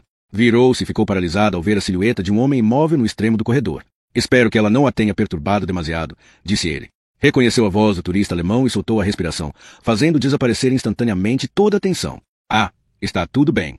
Já me disseram coisas piores. Você não merecia isso. Só estava a explicar a história. Algumas pessoas preferem a sua própria versão da história. Se não gostam de ser desafiadas, então não devem vir a Roma. Ela sorriu, um sorriso que provavelmente ele não podia ver do extremo do escuro túnel. Sim, Roma tem uma maneira de nos desafiar a todos nós. Ele avançou na direção dela, andando devagar, como se estivesse a aproximar-se de um veado espantadiço. Posso dar-lhe uma sugestão? Ela sentiu-se desanimar. Então ele também tinha críticas a fazer. E quais seriam? Não conseguiria deixar ninguém satisfeito hoje? Uma ideia, disse ele. Para um gênero diferente de excursão, algo que iria certamente atrair um grupo de turistas diferentes. Qual seria o tema? Conhece bem a história bíblica. Não sou especialista, mas estudei-a. Todas as agências de viagens oferecem excursões a lugares santos, para turistas como os nossos amigos americanos, pessoas que querem seguir as pegadas dos santos. Mas alguns de nós não estão interessados em santos ou lugares santos. Ele tinha se aproximado mais, ficando ao lado dela no túnel, tão perto que ela sentia o cheiro de tabaco de cachimbo nas roupas dele. Alguns de nós, disse ele, suavemente, buscam o ímpio. Ela ficou absolutamente quieta. Leu o livro do Apocalipse? Li, sussurrou ela. Sabe da existência da besta. Ela engoliu em seco. Sim. E quem é a besta? Perguntou ele. Ela recuou lentamente. Não é uma pessoa, mas uma coisa. É uma representação de Roma. Ah, conhece a interpretação erudita. A besta era o Império Romano, disse ela, continuando a recuar. O número 666 era um símbolo do imperador Nero. Acredita mesmo nisso? Ela olhou de relance por cima do ombro, na direção da saída, e não viu ninguém abarrar-lhe a fuga. Ou acredita que ela é real? Insistiu ele. De carne e osso? Alguns dizem que a besta se encontra aqui, nesta cidade, que está à espera da sua hora, aguardando, vigiando. Isso compete aos filósofos decidir. Diga-me você, Lily Saul, em que é que acredita? Ele sabe o meu nome. Ela virou-se para fugir, mas mais alguém se tinha magicamente materializado no túnel atrás dela. Era a freira que tinha dado entrada ao grupo de Lily na passagem subterrânea. A mulher ficou muito quieta, a vigiá-la, bloqueando o seu caminho. Os demônios dele descobriram-me. Lily fez a sua escolha num instante.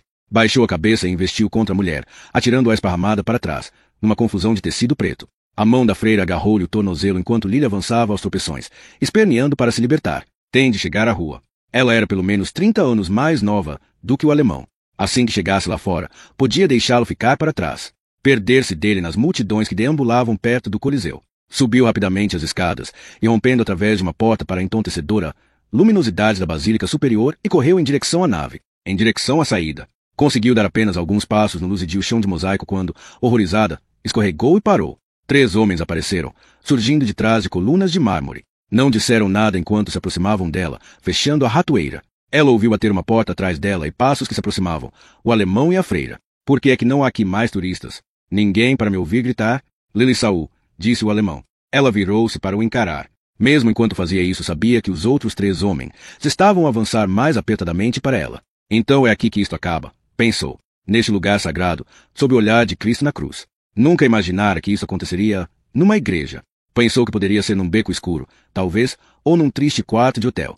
Mas não aqui, onde tantos tinham erguido os olhos para a luz. Finalmente encontramo-la, disse ele. Ela inteiriçou-se, erguendo o queixo. Se tinha de enfrentar o diabo, iria fazê-lo de cabeça levantada. Então onde é que ele está? Perguntou o alemão. Quem? O Dominique. Ela olhou fixamente. Não estava à espera desta pergunta. Onde é que está o seu primo? Insistiu ele. Ela abanou a cabeça, desnorteada. Não foi ele que vos enviou? Perguntou. Para me matar? Agora era o alemão que parecia espantado. Fez um sinal de cabeça a um dos homens que se encontravam atrás de Lily. Ela vacilou, surpreendida, quando seus braços foram puxados para trás dela, quando as algemas se fecharam sobre os seus pulsos. Vai ter de ir conosco, disse o alemão. Para onde? Um lugar seguro. Quer dizer, não vai. Matá-la? Não. Dirigiu-se ao altar e abriu um painel escondido. Para além dele havia um túnel que ela nunca soubera que existia. Mas alguém pode muito bem tentar matá-la.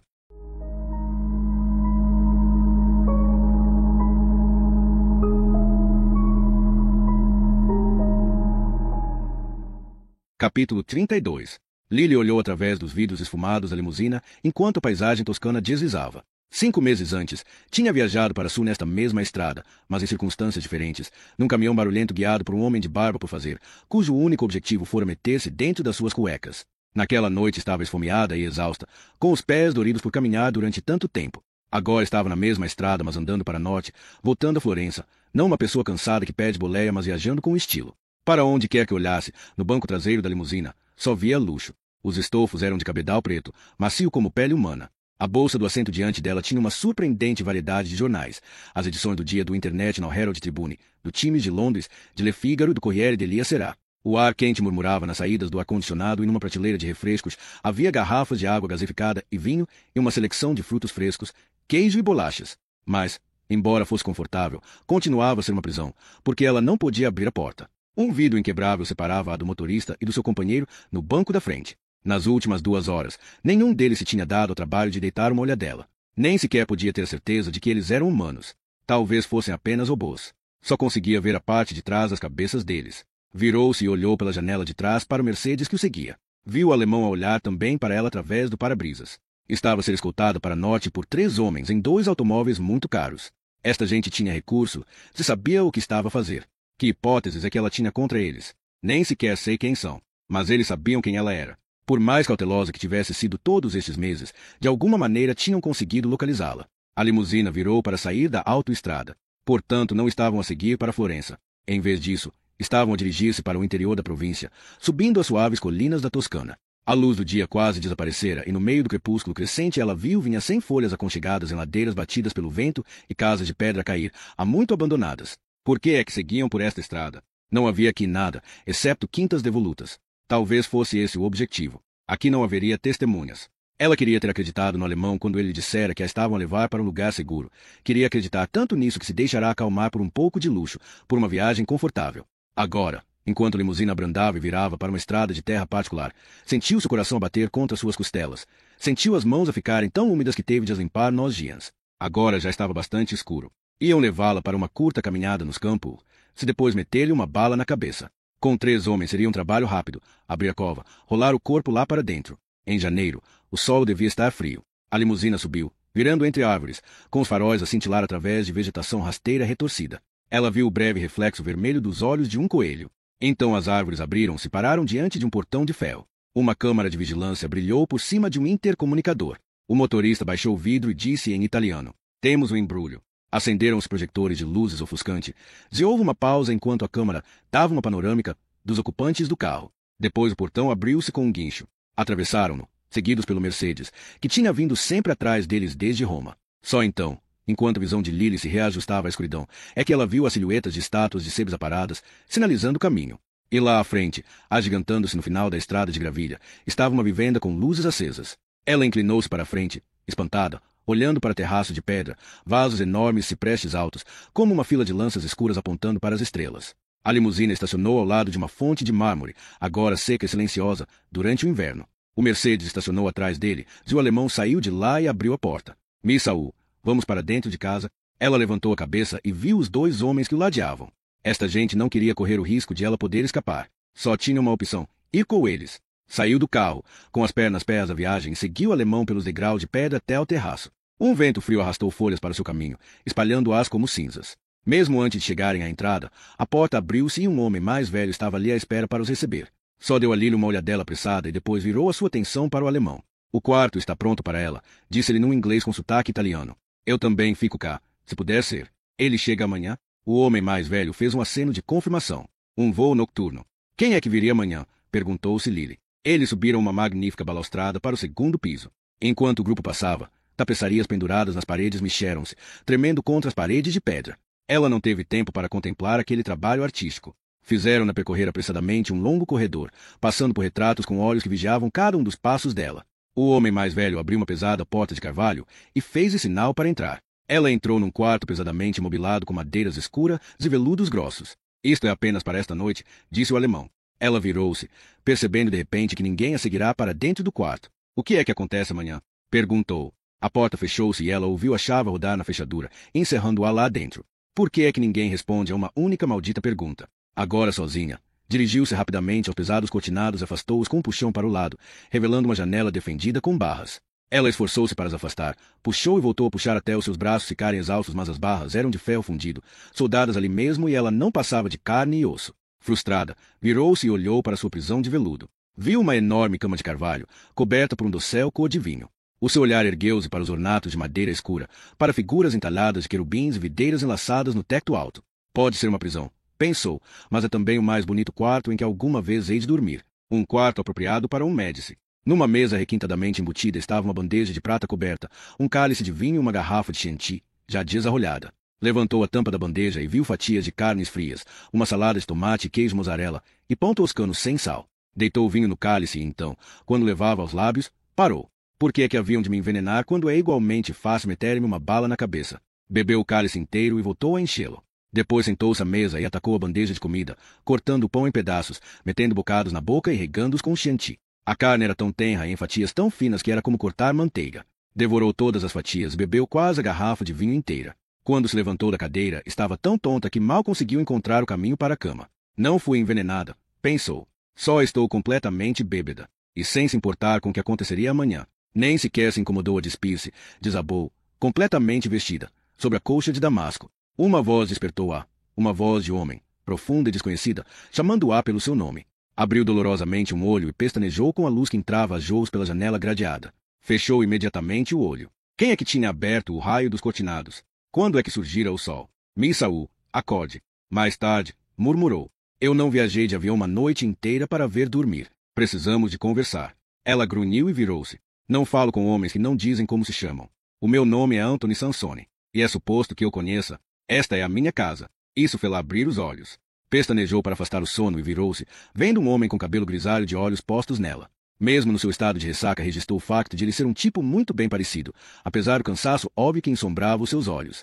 Ele disse que tinha viajado de avião toda a noite e ela não duvidava disso, olhando para a camisa amarrotada e para os pelos crescidos no queixo dele. Sansone não entrará no quarto sozinho. O alemão também estava ali, de pés junto à porta. Ela sentou-se na cama e agarrou-se às suas têmporas latejantes. "É mesmo o dono desta vila? Tem estado na minha família há várias gerações." "Que sorte a sua." Fez uma pausa. "Parece ser americano." "Sou. E aquele tipo ali?"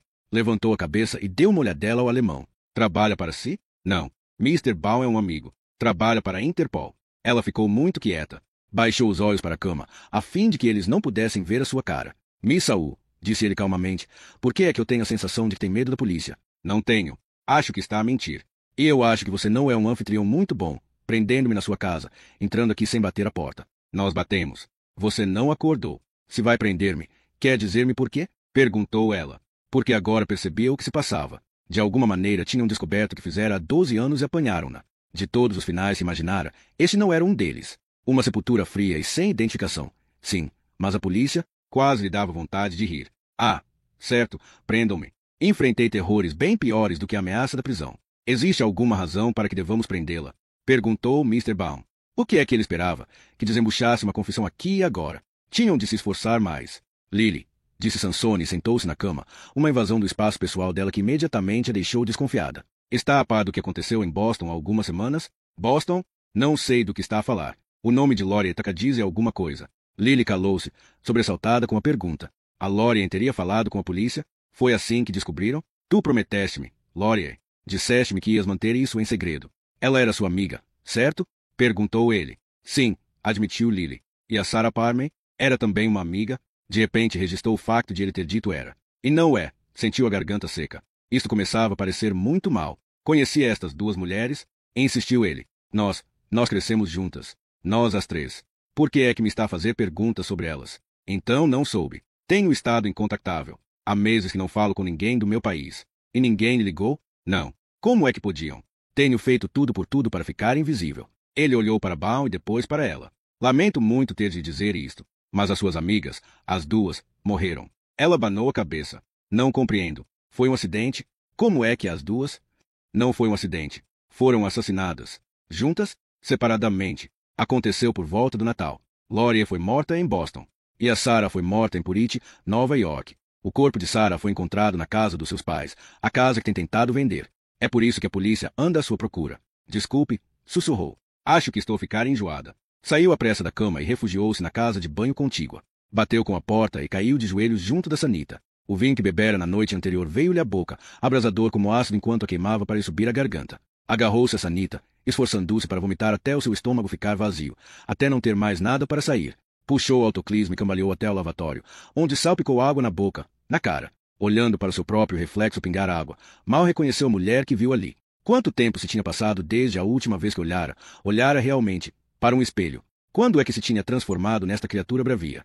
A fuga tinha a feito pagar o seu preço. Foge demasiado tempo e finalmente acabas por deixar para trás a tua alma. Enxugou a cara numa espessa toalha de algodão, usou os dedos para pentear os cabelos para trás e refez o rabo de cavalo. O senhor, bem parecido é rico, estava à espera para interrogar, e ela precisava de ficar vigilante. Dizer-lhe só o suficiente para o deixar contente. Se ele não sabe que eu fiz, então evidentemente que não lhe vou contar. As cores estavam a voltar ao seu rosto. Ergueu o queixo e viu a antiga centelha do guerreiro nos seus olhos. As suas duas amigas estavam mortas. Só restava ela. Ajudem-me, raparigas. Ajudem-me a sobreviver a isto. Respirou fundo e saiu da casa de banho. Os homens olharam para ela com um ar preocupado. Lamento ter lhe dado essas notícias tão bruscamente, disse Sansone. Conte-me os pormenores, disse Lily, secamente. O que é que a polícia encontrou? Ele pareceu apanhado de surpresa pela sua objetividade, despida de emoção. Os pormenores não são agradáveis. Não estava à espera que fossem. Sentou-se na cama. Só preciso de saber, disse ela, suavemente. Preciso de saber como é que elas morreram. Primeiro posso perguntar-lhe uma coisa, disse o alemão, Mr. Baum. Aproximou-se mais. Agora os dois homens estavam de pé acima dela, observando a sua cara. Sabe qual é o significado da cruz invertida? Durante alguns segundos, ela susteve a respiração. Depois recuperou a voz. A cruz de cabeça para baixo é um símbolo que pretende ridicularizar o cristianismo. Alguns poderiam considerá-lo satânico. Ela viu Baum e Sansone trocarem olhares de surpresa. E este símbolo? Baum meteu a mão no bolso do blusão e tirou uma caneta e um bocado de papel. Fez rapidamente um desenho, que lhe mostrou. Por vezes é chamado o olho que tudo vê. Sabe o que significa? Isto é o disse ela, o olho de Lúcifer. Mais uma vez Baum e Sansone trocaram olhares. E se eu desenhasse o retrato de uma cabeça de bode, com cornos? Disse Baum. Isso teria algum significado para si? Ela enfrentou seu olhar conciliador. Suponho que se está a referir ao símbolo de Baphomet ou a Azazel. Conhece bem todos estes símbolos? Conheço. Por quê? É uma satanista, Miss Saul? Ela sentiu vontade de rir. Longe disso. Só que sei o que são. É o meu interesse especial. O seu primo Dominique é satanista. Lily ficou completamente quieta, com as suas mãos subitamente paralisadas no colo. Misaú? Vai ter de perguntar isso a ele, sussurrou. Gostaríamos de fazer, disse Sansone. Onde é que podemos encontrar? Ela olhou para as mãos, cerradas no seu colo. Não sei. Ele suspirou. Nós dedicamos imensos efetivos a descobrir o seu paradeiro. Demoramos 10 dias a descobri-la. Só 10 dias. Meu Deus, tornei-me descuidada. Portanto, se pudesse dizer-nos só onde é que Dominique está, isso iria poupar-nos muito trabalho. Já lhe disse que não sei. Por que é que está a protegê-lo? Perguntou Sansone. Isso fez com que ela levantasse de repente o queixo. Por que raio é que eu iria protegê-lo? É o seu único parente vivo. E não sabe onde ele está? Não o vejo há 12 anos, replicou. Sansone semicerrou os olhos. Lembra-se assim tão bem há quanto tempo isso aconteceu? Ela engoliu em seco. Isto foi um erro. Tenho de ter mais cuidado. As coisas se foram feitas a Lori e Sarah.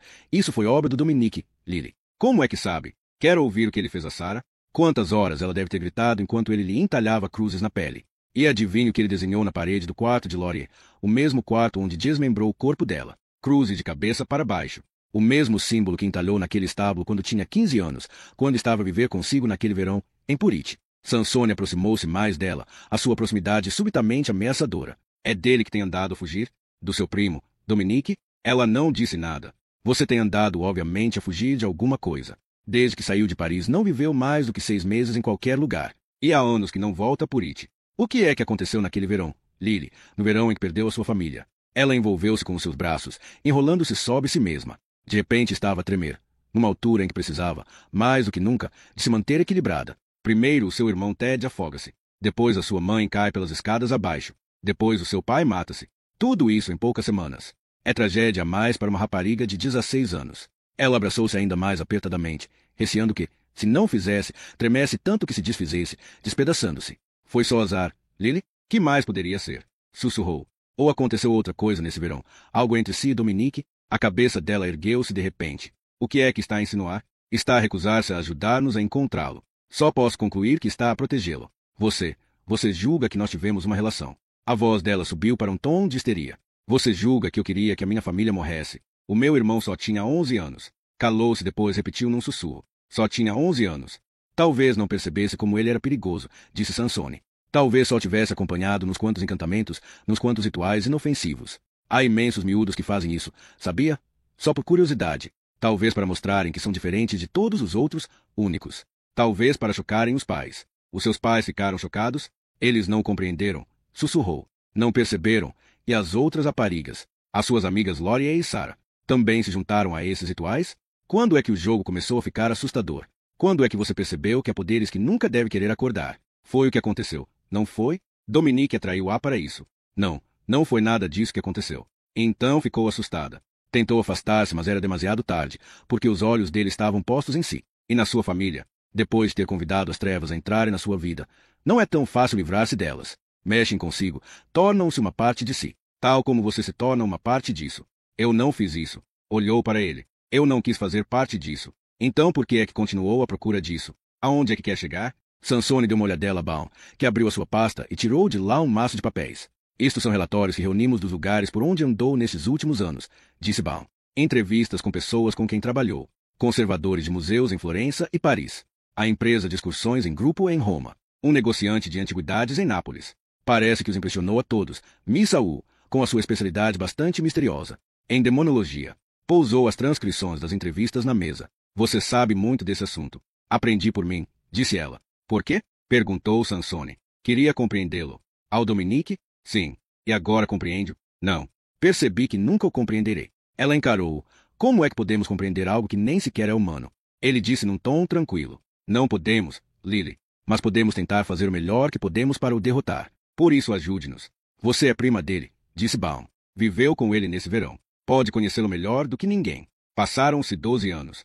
E ele ainda não a esqueceu, disse Sansone. É por isso que as suas amigas foram mortas. Ele estava a usá-las para encontrar a si. Então matou-as para nada, disse ela.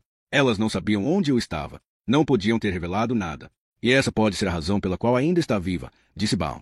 Ajude-nos a encontrá-lo, disse Sansone. Volte para Boston comigo. Durante muito tempo ela ficou sentada na cama, sob os olhares dos 2 homens. Não tenho outra opção. Tenho de entrar no jogo. Respirou fundo e olhou para Sansone. Quando é que partimos?